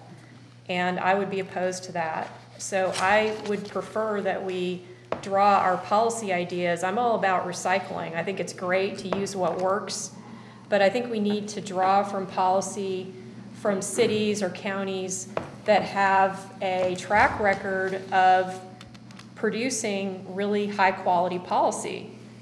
And I'd just like to point out that the first time we went around and around with this code of conduct that was first proposed recently, it came from the city of Belmont. And that code of conduct has been incredibly contentious within the city, and people actually quit the planning commission over it, and it's still being written about in the newspaper to this day. It is a contentious issue, and it's a very poorly written policy. And that's what was used for our initial code of conduct, which then I had to work my behind off to come up with a better policy that would be something that we could be proud of. And we, as a board, did the right thing, and we rescinded the Belmont policy, and instead we adopted the Santa Clara policy. And I'm proud that we did that. I think that was good work. And I want to see the board continue to do that kind of good work. And I think that the Santa Clara policy is good. I'm okay with making some modifications to it. If anything, I think we could make it even more inclusive. I think we could take out the business about 2 minutes and just keep it to 3 minutes, because I don't think that this district needs to have 2-minute speaker time ever, but that's just my opinion. So I included the 2-minute because I know that not everybody on this board probably agrees with me, so I want to be flexible. But I'm really in support of this Santa Clara policy that I put forth. And so, I mean, I'm okay with making some changes to it, but I don't see why we can't just get that done right now. And as far as having some additional content on the back of speaker slips, I think that's a brilliant idea. But I think it needs to be a very short list. It shouldn't be all this. It should just give you the basics so that you have a quick guide. And I think we come up with a quick guide.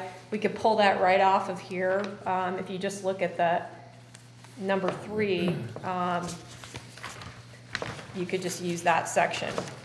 So that's one idea. But if you want to think about it more and bring it back at a future meeting and we can go round and round about this all over again, then I'm okay with that too. I just rather move on.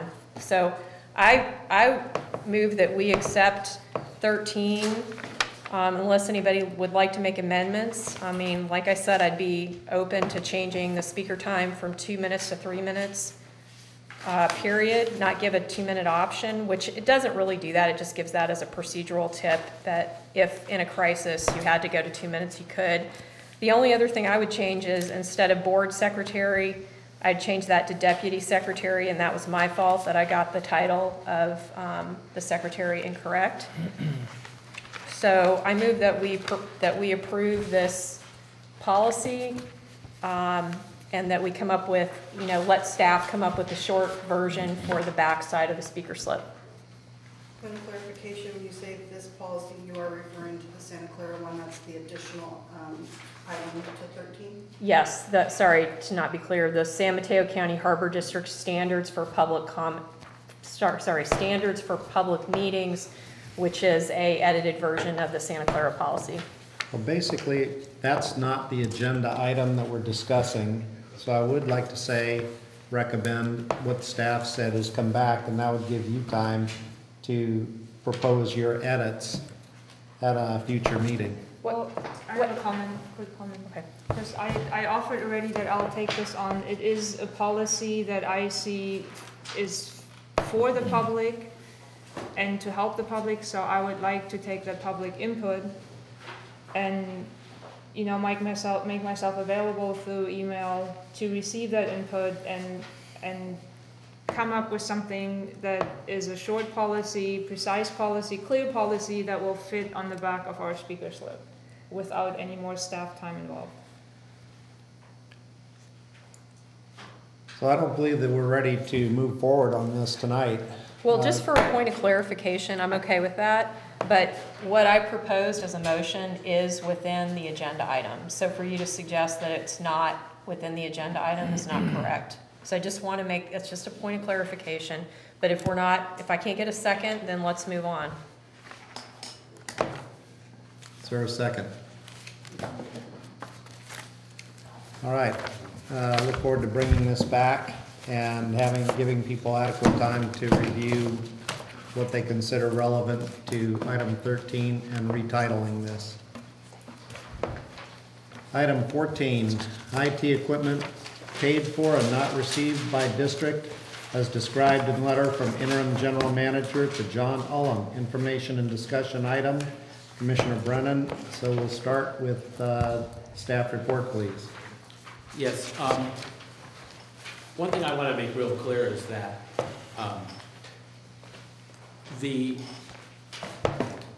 by trying to avoid stating things that I do not know to be true and expressing opinion as little as I can in here about the events that occurred, not using a lot of hyperbole, I want to make it very clear what we have and I have and staff has come up with. It is quite serious when what we have tried to do so much is be clear that the role of the board is to set policy and the role of staff is to administrate and implement and get involved in the details.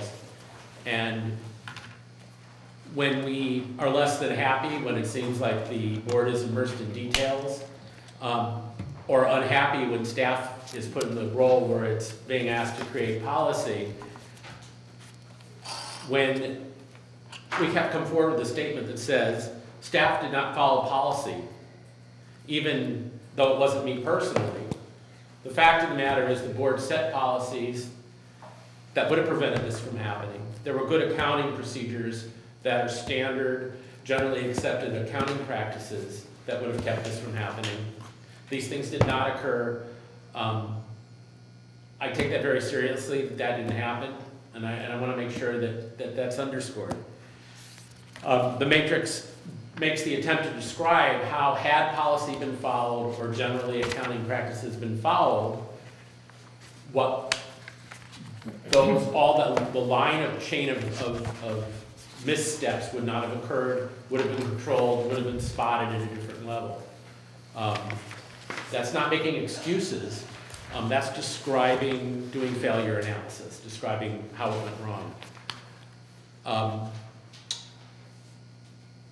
One of the things that you'll see in the two reports that are in here is there's some difference in perspective between myself and the administrative services manager. I mean, I believe that we would agree that this is something that staff should have prevented from occurring. Part of the difference in perspective is that for me, I would not have devoted attention and had diverted more attention to it had it not been raised in the emails that I described as persistent from John Owen. The administrative services manager, not to put words in her mouth because she'll get a chance to speak, really felt that she was moving in a direction where these items would have been come to light anyway, and largely because the vendor she felt was being very forthcoming with her. But overall, I think what we're doing here is a failure analysis. Keep in mind that the events took place in 2012. None of the management folks who made those decisions were here to talk to. And because of the way this appeared in the documentation in the accounting record, it was difficult to follow. It was confusing to me because every time a new piece of paper would come to light or a new part of the trail, it would raise more questions.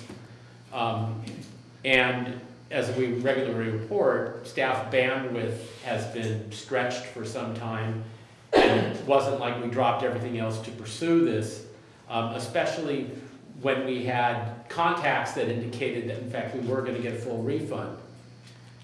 It was not my desire to report back to the board on this issue until I could answer some of the obvious questions that would come up in a meeting like this. I anticipated this would happen, and quite frankly, I didn't want to have to sit here going, I don't know, to make any more questions than necessary, even though I'm sure I'll have that answer to more questions tonight.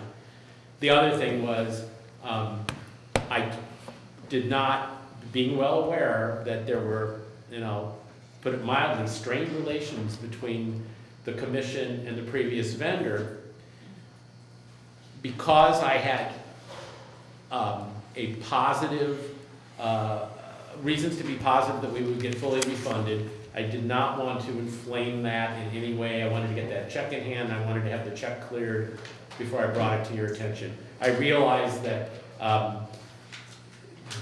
that would, had that failed, I'd be getting a very different reaction today. I may get it anyway because I put off this discussion, but I felt that being certain that we had the funds, being able to report to you that we were fully refunded was worth that. So I take responsibility for that decision, although I certainly appreciate any of those people who on our staff that offered that advice, that I get that far. But that was my decision.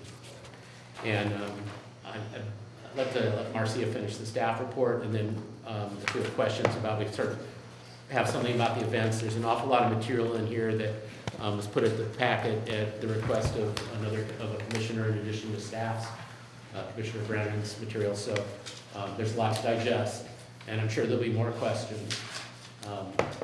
So there we have it.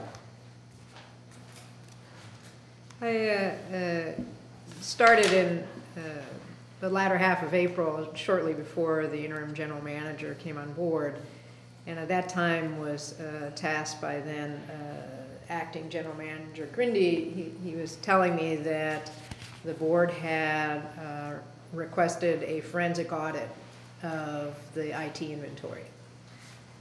And shared with me that Mr. Ulam had had some questions as to whether there were missing servers and whether there was any malfeasance and all that. And so I did the first start of my audit. I just started in the current fiscal year, thinking that would be enough.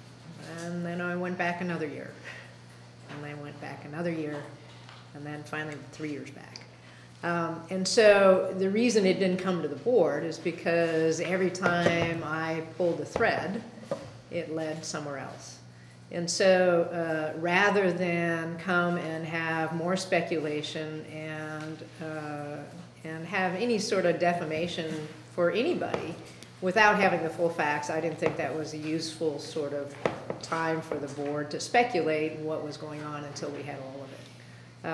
Once I was able to identify all the facts, and the vendor was very helpful in sort of describing what happened. It was a deposit. He had requested a deposit. He was directed by then the HR manager at that time to produce a product invoice, not a deposit invoice. So he did what he was told. He did not want to do it. He didn't think it was proper, but he did what he was told, and that sort of set off the chain of events. And so what I wanted to do was sort of build a matrix to show what we should have done and whether we had policies in place, had we followed the policies, or if the policies were not sufficient. And if you look at the policies were sufficient. GAAP, Generally Accepted Accounting Principles, GASB, Government Accounting Standards Board, all those principles, had they been followed, would have stopped it. What's curious is that there was a chain of events that even the auditors sort of piled on and added to sort of the booking of the item. And so it was just one of those items that it took a while to unwind. And so the other issue is that given the relationship that vendor had with the board, you know, I didn't know this individual. I wanted to see if, you know, we could get the $34,000 back. I've done collections. I've worked for a bank. I've done collections before. You want to maintain a very respectful relationship that you can, and you give everybody a chance to do the right thing. He not only stood up and paid us, he was the one who identified that it was a deposit and not product, which is why Mr. Ulam couldn't find the product, because it was a deposit. And so anyway, I needed to absolutely have all the facts once I collected those. I also needed the inventory from the board, and that didn't come to me until the end of June. So once I had that, I could also identify whether there was anything on that inventory. And then once I found out there wasn't, got back to the vendor, he confirmed, and then basically asked him then for the payment, which he did. So that's where we are today. All right, well, before we take up the staff, let's hear from our members of the public. How about our star here, starting with John Ohl? Okay, go quick on that. I am not the star. The way he describes it is very generous. My mother appreciates the way he describes it. You're not persistent? No, the way he described using the word persistent instead of the correct word. The correct word should be gavelled if I were to use it. So, at any rate, honest to God, the person to thank is Commissioner Brennan. It was because she asked questions. She saw something didn't make sense to her. You know, I know that your vendor, I'm just shocked that you got the money back. It's just like no one has $35,000 lying around, but this guy did. But it's impressive. But the gentleman did provide a fake invoice to Ms. Brennan, something totally different than what staff provided to me. And the gentleman did provide a pile of parts that he represented as being one of those servers, and I can show you that. You know, so I mean, I don't expect you to have come across this, but there's a pile of parts. The server doesn't even work, but he did represent it to be the third one, or the second one. Anyway, none of that matters. What counts here is there's just no way we were lucky enough to come across the only example of this in your books. I mean, I would have a better chance of running a lottery ticket. That because we weren't looking for theft. Nobody was.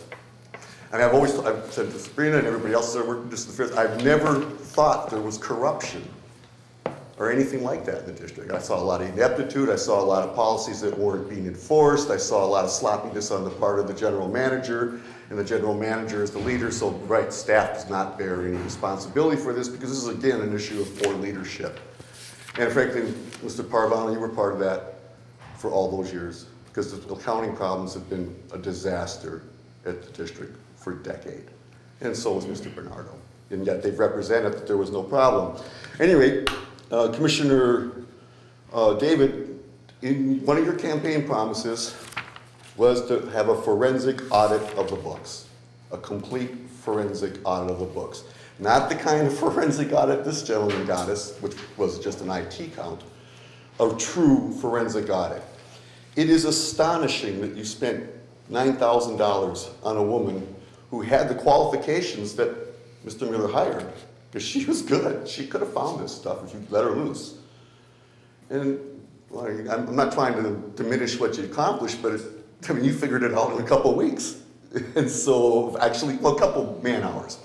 I shouldn't have took that long, I'm sorry I did, but you figured it out and got the money back. I mean, does that not strike anybody as kind of weird? That that she asked a question, Eberly went and looked at something, I acted like a jerk, you got $35,000 back, and this is the only example? You need to do a forensic audit. This is the only way you're ever going to find out what happened to them. Hundreds of thousands of dollars, millions of dollars, that is maybe missing or maybe not. Hard to say. Thank you. James Lee Hahn.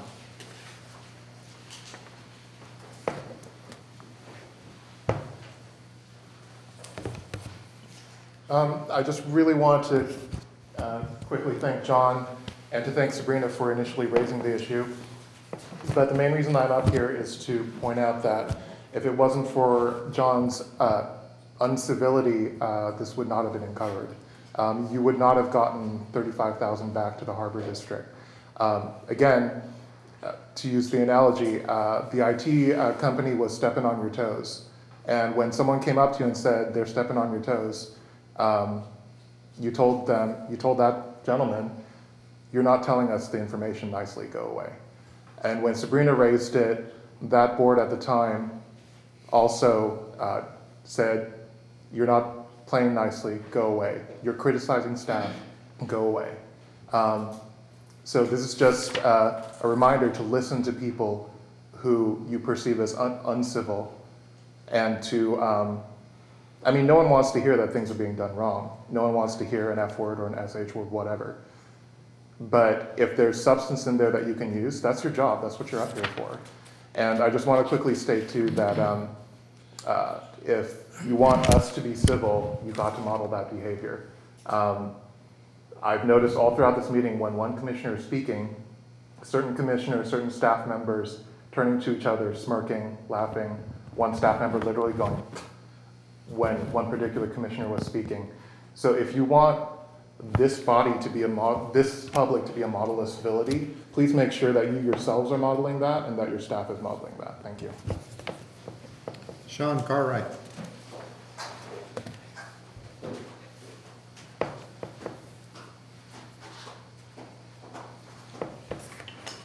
Well, James kind of took my point about y'all being snarktastic, but, so I'll have to skip that part.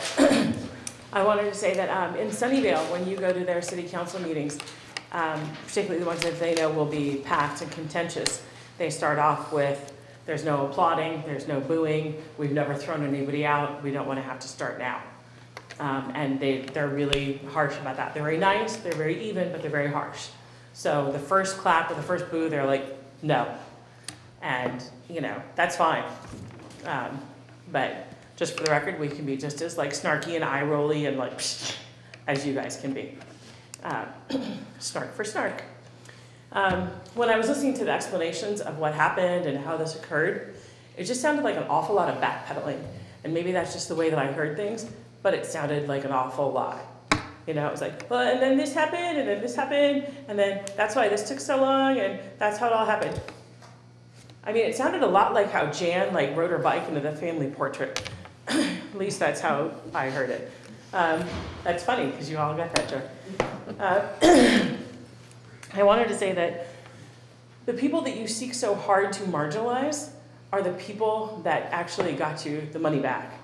And so when you try so hard to marginalize Sabrina in a million different ways, including tonight, She's the one who raised the questions.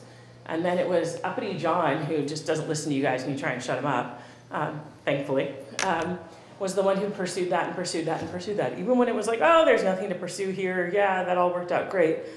So if it wasn't for these two, the people that you seek to marginalize the most, this wouldn't have happened. And so then you go ahead and write this, like, sort of, at least to me, placating, like, hey, thanks for getting us the money, but it was all your hard work, and we just want to send you this thank you letter, and this is how it happened. And it's like, really, after like years of like kicking people around and trying to shut them up and doing all you can to shut them up, and then we figured out a way to get you back with FOIA requests, which we'll just keep doing again. Then it's like, you can't just sit there and give us like this one victory and say like, oh, if it wasn't for you. You're right, you're damn right. If it wasn't for him, that this wouldn't have happened. And it wouldn't happen if it wasn't for her. So just keep that in mind. And that is why public comment is so important. And it's because we know that there's truth in here, and that is why we have to keep doing these things. And that's why you can't limit it. I just want to make sure that when you come back with that policy, that it's specifically, not omitted, that it's written there, like preferably, like in your own blood, I don't care. And it says that there will be no time limit, that it will be the 3 minutes. It will not be limited based on if a whole bunch of people show up or anything like that. There has to be that caveat written in there. Thank you. Leonard Warren. You know you missed me. Good evening. Previous speakers kind of stole the fire from a lot of what I was going to say. The first note that I wrote, looking at the agenda packet, is what else? Well, you heard somebody just pound on the what else. Yeah, it's incomprehensible that this was a one-time event. And, I actually expect one of your previous people, I'm not going to even pin down what position I'm talking about, but you watch him to retire to a country with no extradition treaty, because he needs to be in jail. Now, none of this would have gone anywhere if it hadn't been for Commissioner Brennan. We need to be really, really clear about that. She's the one that surfaced this and pushed it with people screaming bloody murder. I was standing on the side. I got splattered by the blood on that one. Martha Piatos told me that that shouldn't have been done at a public meeting. Well, that was the only way to make it happen. Commissioner Brennan had no other way to force the issue other than to put it on the agenda and pound on it in public. And if that hadn't been done, you wouldn't have gotten your $35,000 back.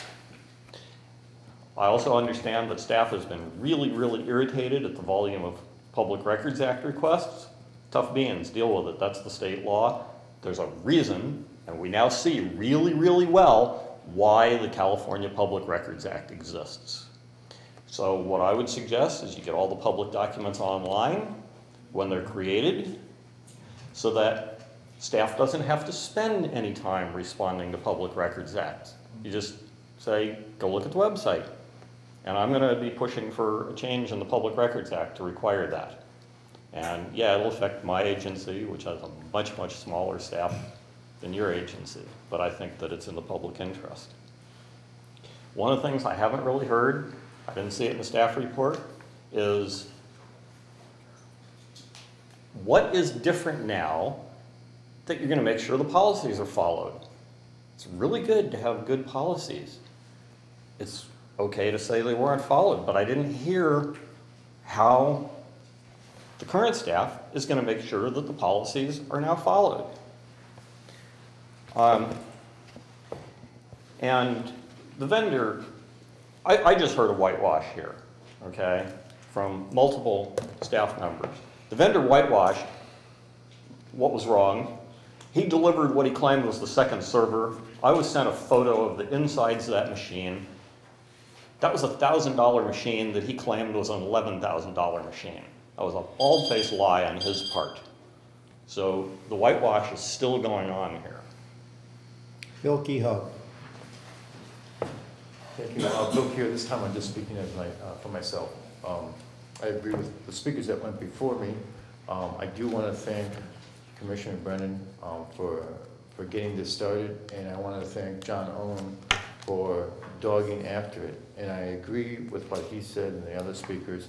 This 35,000 is chump change compared to what your budget's been over the past 10 years.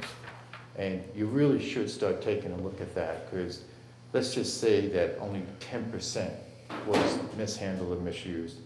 What would that do to your coffers? I just can't, I mean, it's almost like you're throwing a dog a bone so you can go in and break into the other door. You know, $35,000 with your budget is almost not worth the trouble, but what it tells me is that the processes, the training, the placement of everyone that's been, you know, driving this harbor district over the past 10 years has not been up to snuff. And you need to go in there, because we were calling for this long before you were elected, back when the old board was in there. I mean, we've known for years that the books don't balance, and things have been shoveled around. But that really wasn't the reason I put my name in there. What I wanted to say is, okay, so John did a bunch of work for you. Most places, when you recover a lost sum of money, they get a finder's fee, 5%, 10%, or whatever. I know John wouldn't ask for it, so I'm going to ask for him so he can pay me the money he owes me.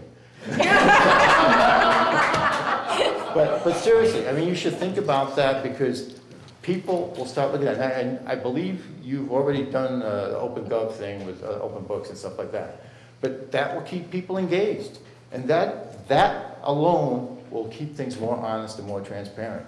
So, I mean, as a board looking for policy, you're on the right track. And I'm not putting it on the staff. If you don't train the staff on how to do these things, mistakes will be made.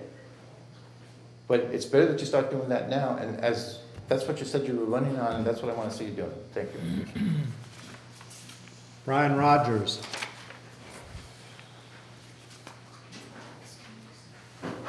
All right. Basically, and I'll admit I didn't read every single word because there was an awful lot of stuff in the packet. That seems to be a norm lately. That's a little overwhelming, but if I read it correctly, the basic conclusion was that there was no missing equipment, and that after the refund there were no missing funds, and that nobody intentionally did any wrongdoing, except that the staff failed to follow the procedures in a whole lot of different ways. Now, granted, all that staff no longer works there, but that's kind of a wrongdoing, in my opinion. The other wrongdoing was that the IT vendor, the minute he quit, should have written the check. That's a deposit. He knew he had it. He knew it wasn't his money. Why didn't he, the next day, write out a check, go, here you go, I'm done? And to conclude in that report that, you know, he didn't really do anything wrong and he was really helpful. No, if he was really helpful, he'd have written you a check. I mean, day one. That was an interesting conclusion. Then I had a couple other notes that basically go into the IT stuff, but essentially it's, you own one server, I've seen it. It's never been used for anything but to take up space in a rack.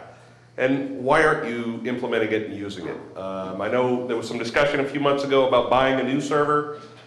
You've got one that's never been used. Why not implement it? Why not use it? Why not get it started? At least that would get you moving in the right direction. All right. All right, comments from the commissioners. I have comments. Okay, Commissioner Brennan. So to follow up on some of the things we heard from the public, I appreciate the positive feedback, and it's kind of been a long time coming, I guess, because this has been dragging out for some time. It was hard to raise this issue, and I do regret how it came up in a public meeting. It was something that I wish that we could have avoided, but unfortunately, as hard as I tried to work with our staff to prevent that sort of a public meeting from happening, I had hoped that we could handle it with the vendor directly offline. I wasn't getting the support that I needed, and there was no way to avoid what happened. But anyway, it has all worked out in that we've gotten the $35,000 back, although I agree that it's taken way longer than it should have. I don't understand why we didn't get this money back a lot sooner. I think we should have. I don't think the staff should have had to work so hard for so long to get the money back, and I don't think the board even realized that that was happening. I know that I wasn't aware that the staff was continuing to work on it. But I do appreciate this, that the staff did continue to communicate with the vendor and eventually get the check. It doesn't answer a lot of questions that I still have. And if you read through some of the attachments in the staff report, the story that we're getting from our staff in this staff report through our interim general manager, there's a lot of holes in it and things that don't make any sense. And I wrote all kinds of notes, and I don't want to belabor it, so I'm not going to get into all that. But there are just so many inconsistencies with the story that we've been told. I could talk about this for 5 hours and still probably have more to cover. And I have more documents than what we actually included in this packet, but there's enough in here that if you just read the quotes and some of the requisition forms and documents that are attached, you'll start to see that what we're being told and what actually we receive from the vendor, they're just two different things. So none of that jives to me. In looking through this matrix, I have questions about the matrix too. Like, for example, it says here 6/21/2012. It talks about a check that the district issued, check number 40875 for $36,714.31, which apparently included an equipment deposit of $34,689.31 that was reviewed by our finance director and by our treasurer, and our treasurer at the time was Robert Bernardo. I don't understand how that happened, because we didn't receive any equipment, and I'm trying to get the documents right now to see what was actually reviewed by the treasurer at the time, so I'll probably have hopefully more information soon. But how is it that we paid for 80% of this equipment in 2012 and we never received it? And in fact, we didn't receive one single server until the day after the meeting here, where the IT guy showed up and the public started asking hard questions. And then that night, he delivered what was supposed to be one of the missing servers. But what we got wasn't what we bought. It was a completely different thing. It wasn't the server. It was like a shell of some computer that wasn't even a server. And it didn't have any of the components in it that we paid for that were included in the initial estimates. So there are just so many problems with this, and I don't think we're ever going to get to the bottom of it. However, I still have questions about the other $20,000, and I'm wondering if we have answers to that, because we also purchased firewalls recently with, I think it was it 2014 or 2015 when we actually technically purchased the firewalls? I'm not sure the timing of that. We have gotten refunded for that as well. How much were we refunded? We were refunded for the full amount except for a restocking charge, because he did deliver those firewalls, and based on an order from the district, and he had to take them back. And so there was a restocking charge for that, but he fully refunded that amount of money. We bought them from him. What was the restocking fee that we had to pay? Because he had to buy them from somewhere. No, I'm asking what was the amount? 7%.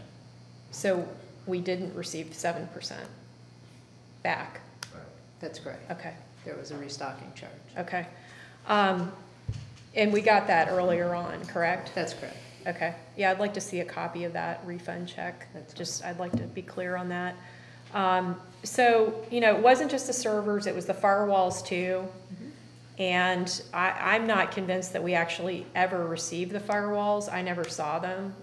So I don't know for sure if we actually ever received them, but I do know this. I know that we paid for them. We actually paid for them without ever receiving an invoice. And I don't understand how we could pay for things without getting an invoice. And I was told that we paid based on a quote, and I have that in email.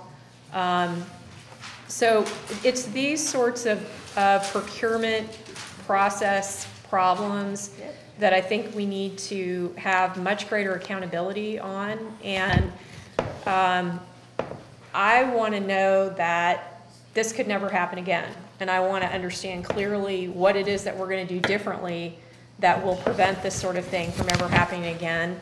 And I also want to know how it is that our finance department signed off on all this, because they wrote the checks, but we didn't receive the equipment. So where's the accountability, you know? And it just, you know, I mean, and maybe it's not that much money to some people. We're talking about how much? $55,000 total when you take the firewalls and the servers all together. And then the other thing about the firewalls was, you know, we had our own staff breaking down the cost of the firewalls plus the software and the support plans into 2 requisition forms, both dated the same day. And they did that so that it didn't have to come for board approval. So how do we know that our staff isn't going to continue to break things up into mini requisitions and we have no accountability as a board, you know? So these are the same staff people. They still work for us who did this, who signed off on these requisitions, you know? So the sign off of those 2 requisitions were by a current staff person.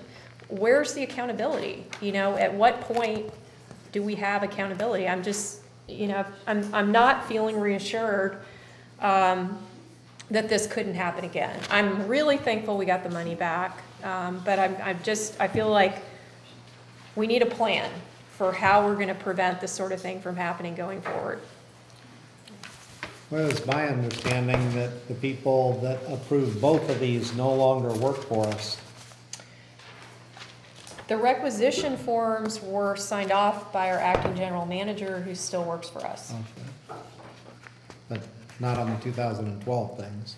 On the the requisition forms are included in your board packet, so if you go to the back of your, hold on, I'll tell you where. It's about, oh, here we go. It's page 45 and 47.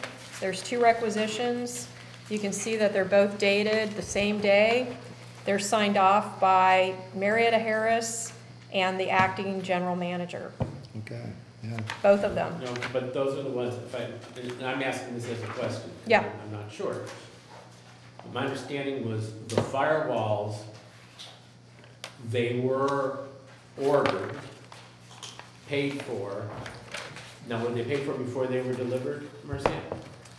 You know, I wasn't looking for more work. Oh, okay, so we don't know that yet. I don't have the total facts on that, and I would be happy to bring that back to the We'll next have to look meeting. into that on that one. But the point is that it was one purchase of $20,000 worth of equipment that was broken into 2 requisitions. So let's not change the subject. No, I'm really Okay. not. I'm just trying to understand it. And, you know, I have to tell you this when you say, how can you be sure? You can have the best policies in the world, and you could have, and the fact is, if they're not followed, how can you be sure this won't happen again? Not if you have staff that isn't following, or can't follow, or won't follow, or feels free not to follow the written policies. I hope that one of the first things that will happen with the new general manager is that they'll initiate a thorough review of policies so that they're modern, clear, and updated. But also keep in mind that they'll have a pretty good shot at filling, there's at least the administrative services vacancy. Finance staff is expecting more vacancies, so they're gonna have an opportunity to really build a lot of a team. I mean, confident that you all are making a good choice for a general manager, and I think and you should never have a general manager in whom you don't have that kind of confidence in. I mean, I will tell you myself, coming in here in the short time I've been here, it has been very difficult to follow policy because frankly a lot of them have been difficult to understand.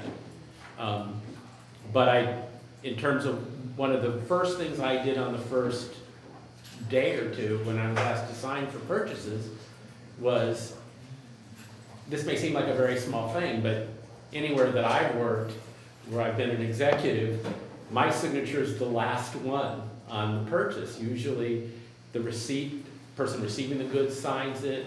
Often the finance director will testify that, yeah, the funds were in the budget, the procurement was done right. And then before I sign, I look for everyone else's signature, and then depending on how new I am, the level of trust I have, I random sample some of them to see if all that documentation is in order. I had to, on I think it was my second or third day, turn everyone back and go, wait a minute, I'm not supposed to be the first person to sign. How do I know if this got delivered? It was surprising to me that I had to even have that conversation with folks because, as I said, this is pretty routine control. So at least I know that I've made a more diligent effort since I've been here. Now let me tell you, do I know that every single procurement I've signed and every single invoice that I've signed has been checked, has followed policy? I'm less than 100% certain that in the crush of business that has happened, but what I know is that everybody expects that I will send those things back when I don't see the signature, and the finance director is looking for me, and the person receiving the goods doesn't want them back. And when you start enforcing enforcing procedures, you have less likelihood that these things will happen. So those are two things that I hope, one of which I hope will happen shortly, which is that policies will be rewritten and clear, but there are some bandwidth issues. And the other is that people will understand that the answers to how to do things should be in the policy book, and if they're not clear, they need to come here for clarification. That's the only way that I think it could be accountable. I think one of the sure things that I would like, in consultation with my successor to see the board do is say, when will you start bringing our policies back for review? I've heard a lot from the interim general manager that our policies are not clear. So when will you be able to bring them to us? They may not agree with me, but they all think they're very clear, and maybe you'll have that discussion. We almost laugh in the office and this isn't about so much the finance things, but in other matters, when people say, well, I'm not sure how to handle this, and I'll say, what does the policy say? And then we'll look at the policy book, and we'll either not understand what it meant or realize that it's impossible for some practical reason. So there's a lot of work to be done there. I have one last comment. I just want to quickly say that your speaking reminded me of this. One of the things that I've observed that I think really concerned me the most deeply was I observed a staff member give a vendor a staff report with a high dollar amount. We're talking about $40,000 on something that they had not provided an estimate for. And that vendor was asked to give feedback as to whether or not the amount was high enough. And I intervened and said, and Stephen Miller, I know you know what I'm talking about because I emailed you about this quite a long time ago, and I can resend you that email. I intervened and said, could I look at that? And then I was like, wow, that's a lot of money. Did you get was there an estimate for this? And I was told, no, there hasn't been time for an estimate. I'm just getting a quick approval to see that I put the right price on the staff report. And I'm a business person. I run a business. I know that if I gave my vendors a dollar amount and said, hey, how's this look? Does this look like a good price? They'd be like, well, let's add another 20,000 to that or something. That's why I ask them for estimates. I get estimates so that I have a gauge for what the range should be, and I get multiple estimates if I need to. So I feel like at the very core, our processes are so broken, but these are things that, you can't really teach. They're just like intuitive. You've got to know that that is the wrong thing to do intuitively. You don't hand a vendor a draft staff report with a large dollar amount and say, what do you think? Should I add a few thousand to this or what? That's what I observed with my eyes. I saw that whole thing go down, and I brought that to our council's attention, and it made me very uncomfortable. If I, just a couple of anecdotes too from my standpoint. I told you the one about the signing, and it's tough for me as administrator because I feel that I have not really had the time to apply to a lot of things. I think I've been trying to be very honest, and I've seen a lot of things that aren't right, and I haven't had time to really apply to many of them. But one of the things that I noticed, I like to be part of the team. One of the very first things I did was I ordered and made sure that everyone knew that I was paying for it myself, the Harbor District's polo shirt. And I got 3 polo shirts with a bill for $158. As you can tell, I wear cheap suits. I don't spend $100. You can see this. I don't pay $150 for a suit. In fact, I was thinking I'd wear polo shirts and have less wear and tear in my suits. I didn't realize. It occurred to me. I looked at someone and said, "Well, when was the last time we went out and checked to see what we're paying for our shirts?" Those kinds of things. The very first meeting I came to. Before I was appointed, there was a discussion, or maybe it was when I was the interim janitor, I can't remember. There was a discussion about a very beautiful mural that got painted in the parking lot of Pillar Point. It came out very nice, but it was completely unclear to me how that individual got selected to do the mural. And it seemed to me that, and I did this at my very first staff meeting, I had a discussion with people about we have to be careful about our process and how we do things. And it was clear to me that the culture really needed to change. So I want to make, I'm not disagreeing with that. I do think it's going to, I think I said this before to the whole commission, it's going to take some time. We're going to have to put some control, keep the controls that we have. It's going to take some time to do the procedures. You're definitely going to have to, get reports from the new GM on the updates and what's happening with that. And the other thing is, I think some people made some comments about that may not be the only thing. One thing that I'm sure of is that as we go into these things, the district and even before I'm done and the new GM, we're going to find more things that need repair, more things that haven't been done right, people not knowing about, we've been much more careful. Unfortunately, it leads to delays about things like making sure we're following the Uniform Construction Code when we go out to bid on the hoist and that sort of thing, things that we should have been doing all along. So it's going to be a long, difficult, and painful process, but at least we're going in the right direction. It's about all I can say, and certainly if there's anything that I can do to help the new GM, to help make those things happen, I certainly will. And I certainly will talk to him about anything I have found. And, it won't take them very long, believe me. Just like on the first couple of days, I had to change things. It won't take them very long, but to realize what has to be done. But I think that's your best assurance. And you need to have confidence that they're taking it seriously and looking at it.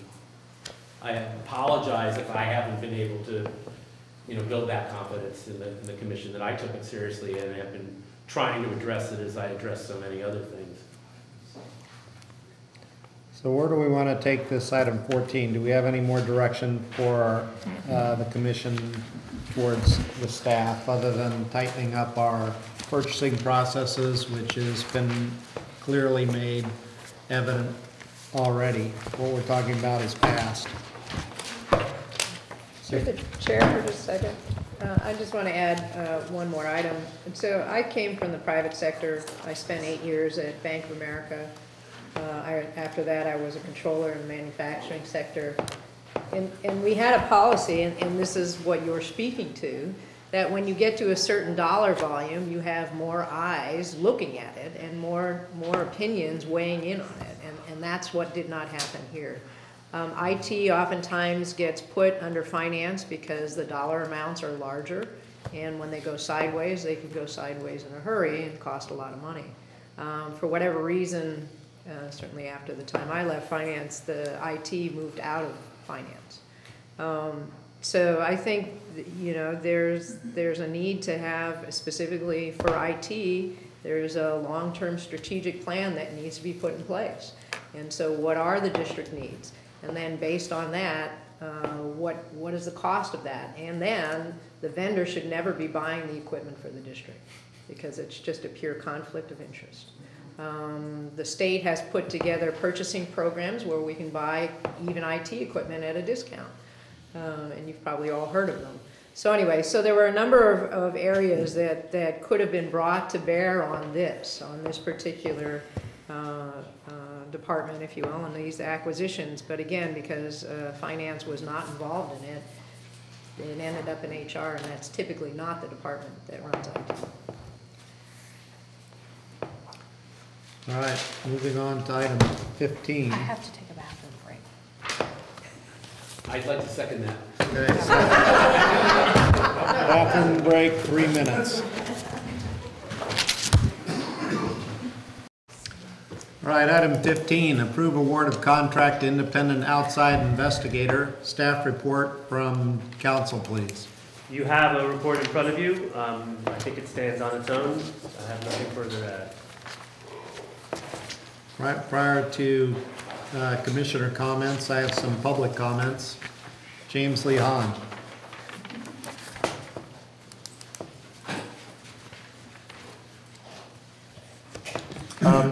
Thank you again. This will be the last time I'm speaking to you tonight. I just wanted to say, based on what I'm seeing here, and the staff report doesn't tell us much, but based on that and media reports, I'm assuming this is about the widely publicized memo that was released by the that was put out by the interim general manager as to how staff should conduct themselves with one particular commissioner. I noticed here in the staff report that it says that the hourly rate for this attorney is $250 per hour. And it says here that this is reasonable compared to standard rates, but I think a more fiscally responsible thing for the district to do would just be to rescind the memo that's causing the problem. I just heard from the interim general manager in this meeting that a new general manager has been selected apparently and will be coming on board. So I don't really see a reason for an investigation to be done on a policy that was instituted by a temporary employee. And I would rather see something more equitable and something that doesn't essentially muzzle one of the more effective board members from doing their job. That's all I have to say. Thank you so much. Sean Cartwright.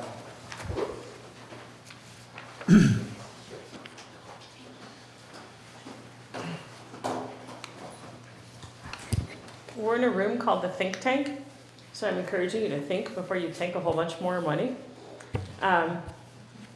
This doesn't make any sense to me. It just seems like the whole thing before was about like raising, you know, oh, we just spent so much money on legal fees and da. So then you're like, hey, let's do it again. That doesn't make any sense to me. And it seems like more importantly is to address the issue of that May memo, which was the GM's decision to direct staff to cease any professional contact with Commissioner Brennan, which A, sounded like an asinine memo to send, but B, to even let that go into effect and let it, you know, fester this long.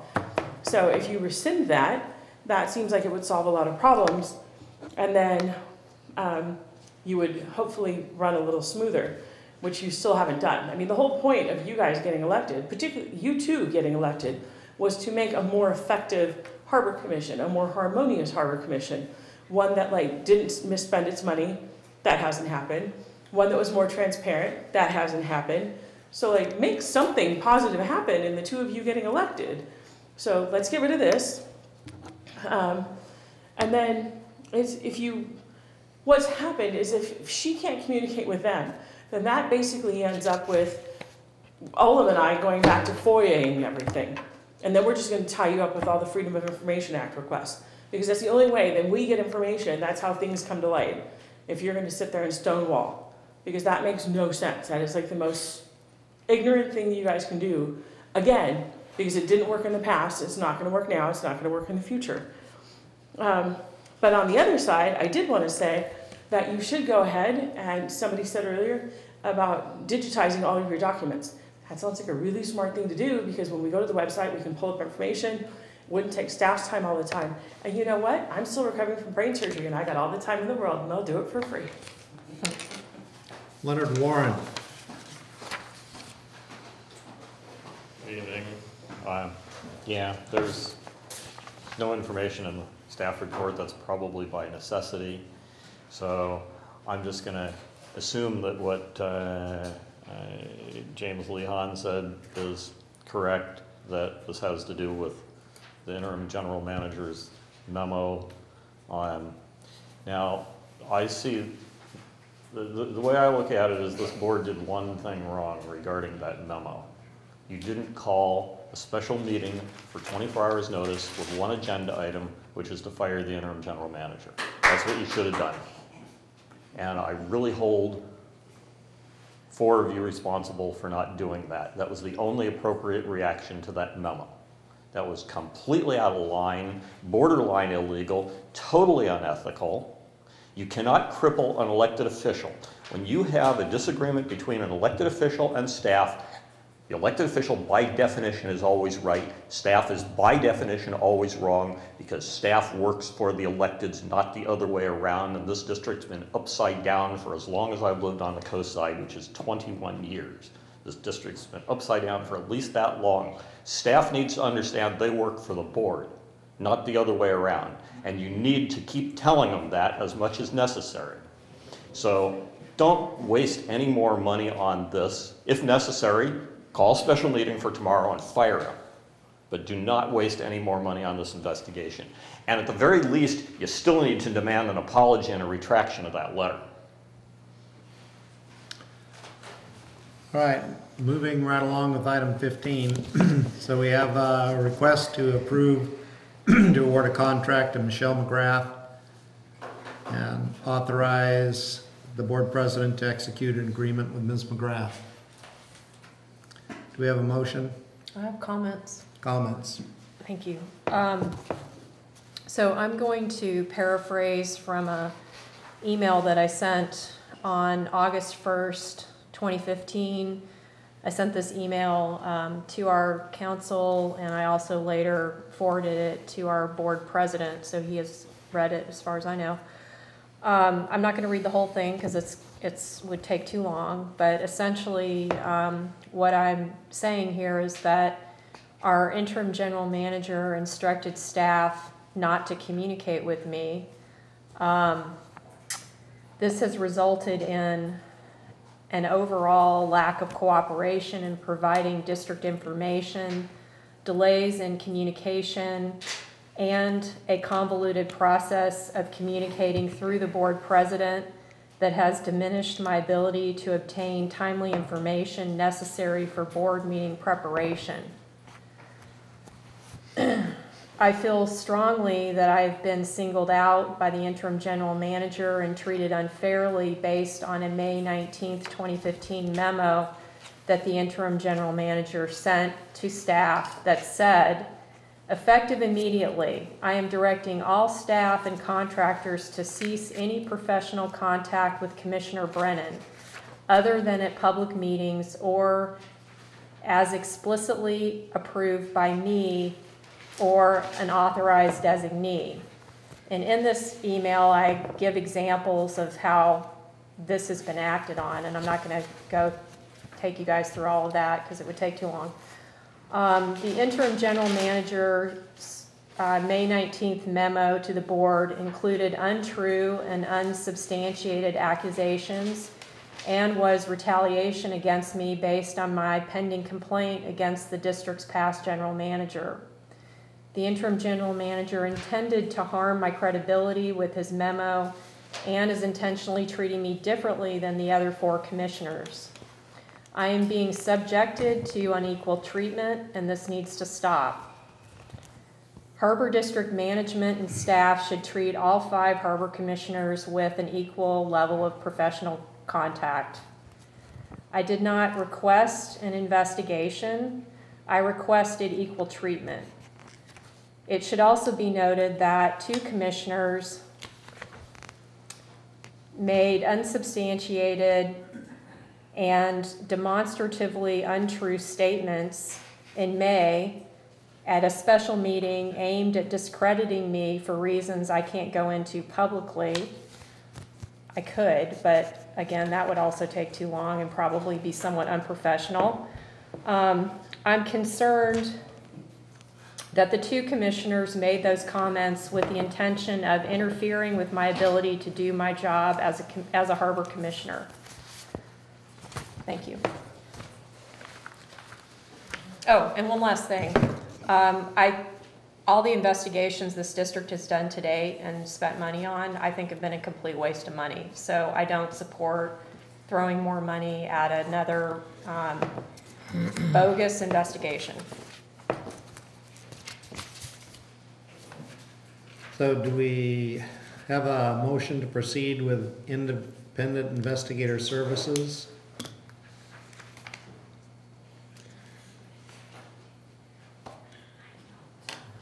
Mr. President, I'd like to continue the discussion on this. It seems like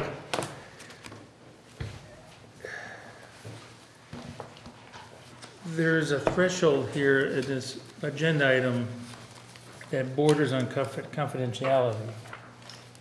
And having this discussion in the public forum,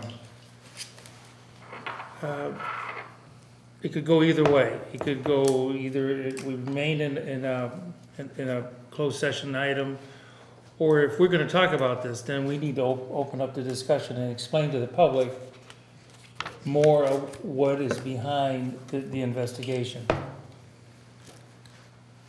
So that's where maybe a look at the district council for guidance on this. But I think for all the public comments that we've heard and comments that we heard thus far, it does present a dilemma in terms of what is in the best interest of the district and for the public's knowledge to know what has transpired. My recommendation is that you act either to approve or not. The recommendation before you to approve the award of a contract to an independent outside investigator. I do not recommend that you discuss the substance that may be underlying that recommendation. The district has very clear policies regarding protecting the confidentiality of employees under certain circumstances, and without going into more details, I would recommend that you simply act as you see fit on this recommendation.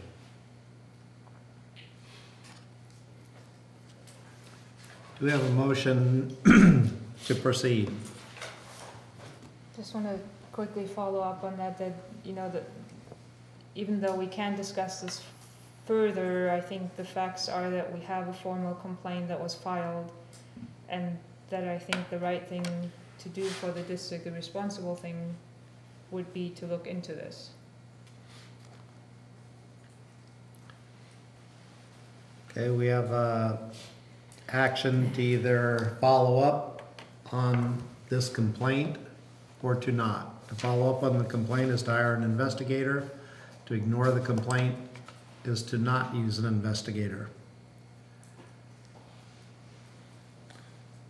Do I hear a motion or a suggestion? A motion to proceed. I move to approve the award of contract to independent outside investigator. Is there a second? I'll second it. Okay, roll call. Commissioner Bernardo, Commissioner Brennan, Abstain. Commissioner David, Aye. Commissioner Pirovano, Aye. President Mateusz. Aye.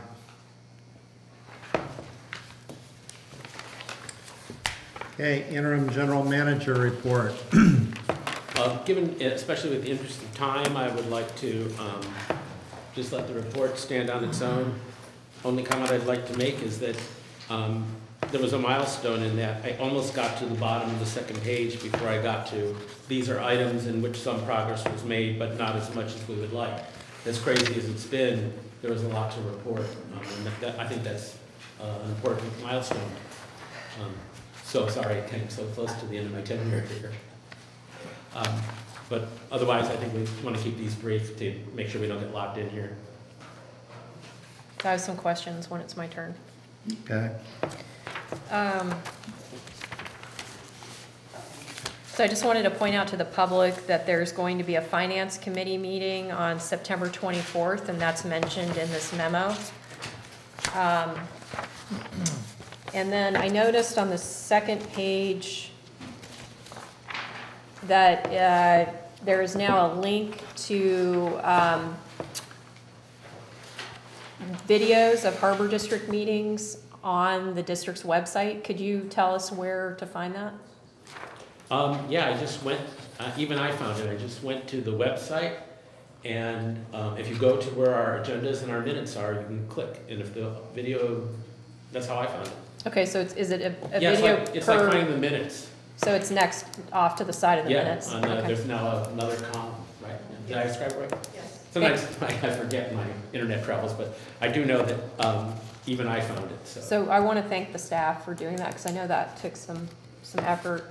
The next question I had is, you mentioned here, I was surprised to see this mention about the Maverick Surf Contest. It says, the permit we issued is null and void if all required permits are not obtained by Cartel Mavericks.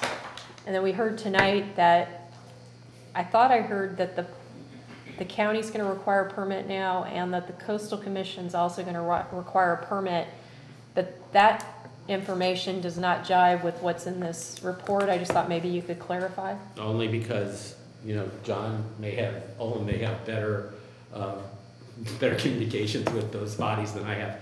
I have not received anything from Nancy Cave. And also, I mean, as I mentioned, I did mention this report. I'm actually working on my next report. I am not actively, our permit is null and void. I don't know if we should even be talking about this on this agenda, actually. Is this like a clarification? Well, you said. I know I do want to talk about it, but I'm not sure. Well, can you give us an update? Because, I mean, it says here. I just want to say that I'm not actively pursuing whether or not there are permits. I am passing off information that I more passively run into, but I'm not actually pursuing it because the permittee, their permit becomes null and void if we don't get all the permits. They've got to take that work on it. It shouldn't be something that we do. We're not expert in it. But if they don't have all the permits, their event can't be held, and anyone who finds that they don't have all the permits, I would have to write a letter, or the new general manager would write a letter saying your event is null, the permit's null and void. So, but as I learn things, I share it with people. It looks like Stephen Miller is not agreeing with you. What are you? No, I am not in disagreement. I just am always a little awkward, uncomfortable, especially on issues that I know are of incredible interest to the public. I'm not sure that this forum of the General Manager's Report is the right place to really get into a whole lot of details, particularly because this issue I know is of has such high public interest. I think it should be agendized for further discussion if you want to get into it. So to get clarification, we have to agendize it? Well, Okay, all right, I'll do that. Well, I'd say also for transparency, so that all that are interested could come. That makes sense. Let's see, I think there might be something else. Let's see here. And you've got some stuff from the Coastal Commission attached, an emergency permit. Could you give us an update on that? Yep, this means that Glenn Lazoff, have accepted the emergency permit, long awaited, for the West Coast Trail, and staff is working, Scott knows more about, but is working diligently to make sure that we begin to get everything together so we can complete this work under the emergency permit. And my understanding is that when the work is complete, then we still have to go through the regular permit process. But I have, on behalf of the district, said, yes, we accept the emergency permit.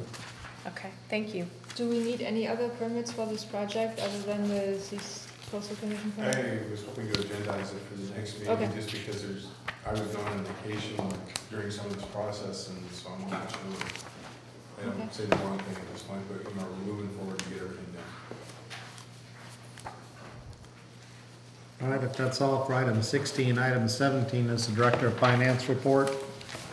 You have the report, I'll take any questions.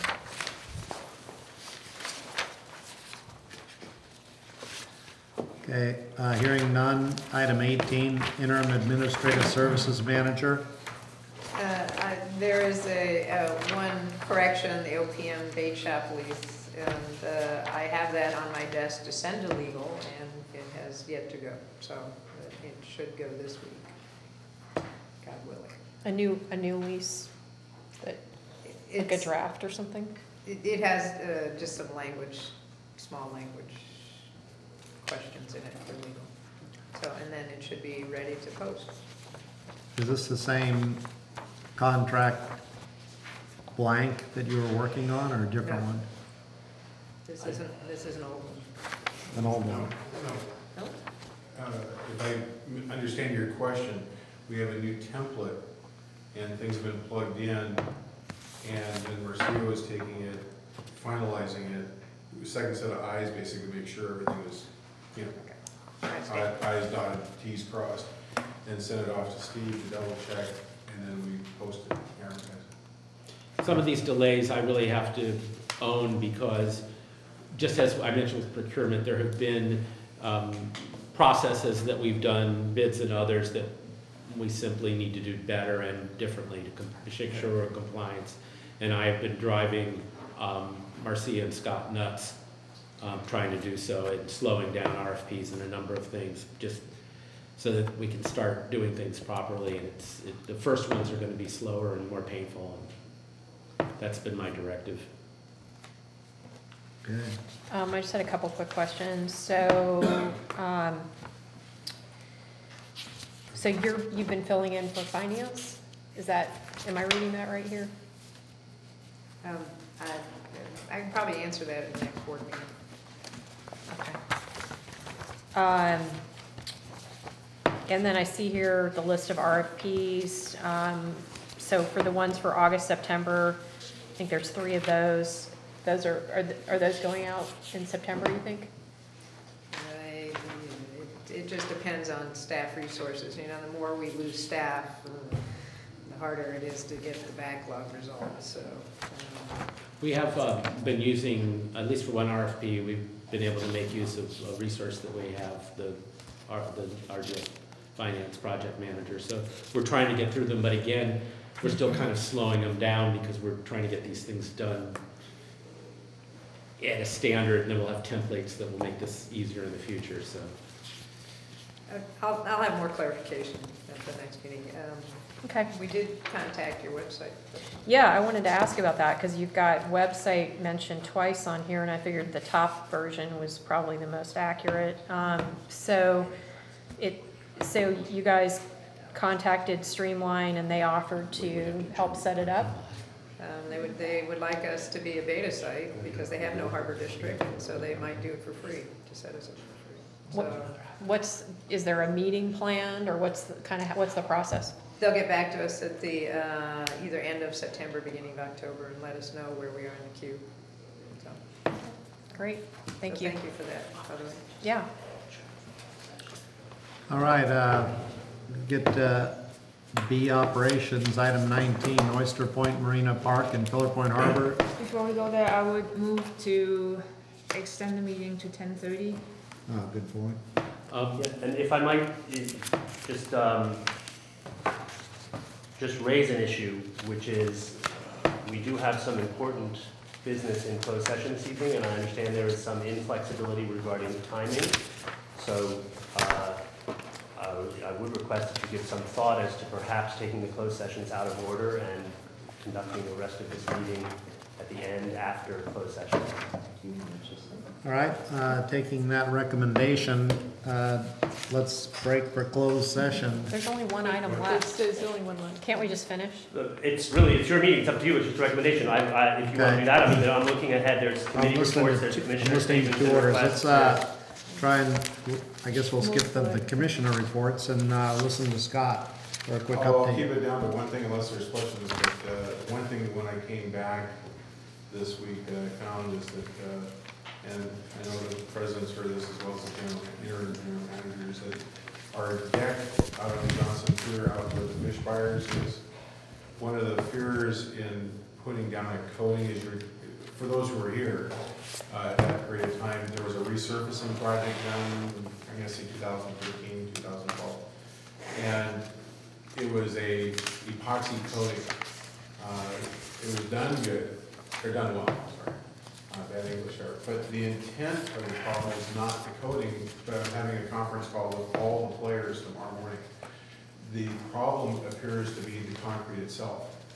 The concrete is so embedded with salt and deteriorating so fast that it's planks, like if this is a plank, and then there's rebar and steel and everything else in this thing. And what's happening is it's just deteriorating into mush.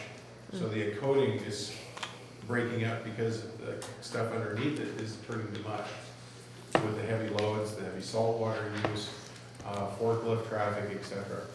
I'll probably be bringing back more information next meeting, and we may have to do an adjustment of our capital to put down concrete instead of a coating, which is what should have been done 2 years ago or so. So it would be like a layer of concrete? Yeah, the bad part is the short version of this is, without getting too much into construction, it's you have to put about 3 inches of concrete, but you also have to remember is that everything out there has to taper down to where doors and things are. So then you get thinner concrete and it's going to break away again. So there's a major amount of how do we do this without having the same problem keep coming back? Because this was a pure design that was designed for something in the 50s. I think we talked about that a couple years ago. This is a bad pure design on the surface compared to what is done in the last 20 years. Okay. Okay, I try again. Disregarding the order of items that we're going to pursue this in, I move to extend the meeting to, does 10:45 work? Will that give you enough time? To 10:45. I'll second it. All right, roll call. Commissioner Bernardo, Commissioner Brennan, Aye. Commissioner David, Aye. Commissioner Gervail, Aye. President Mateusz. Aye. Right now, we're going to enter into closed session to take up item 21, conference with labor negotiator pursuant to Government Code 54957.6, and item 22, conference with legal counsel, anticipated litigation, government counsel, Government Code section 54956.9, parentheses D, parentheses 2, claim of Deborah Galarza.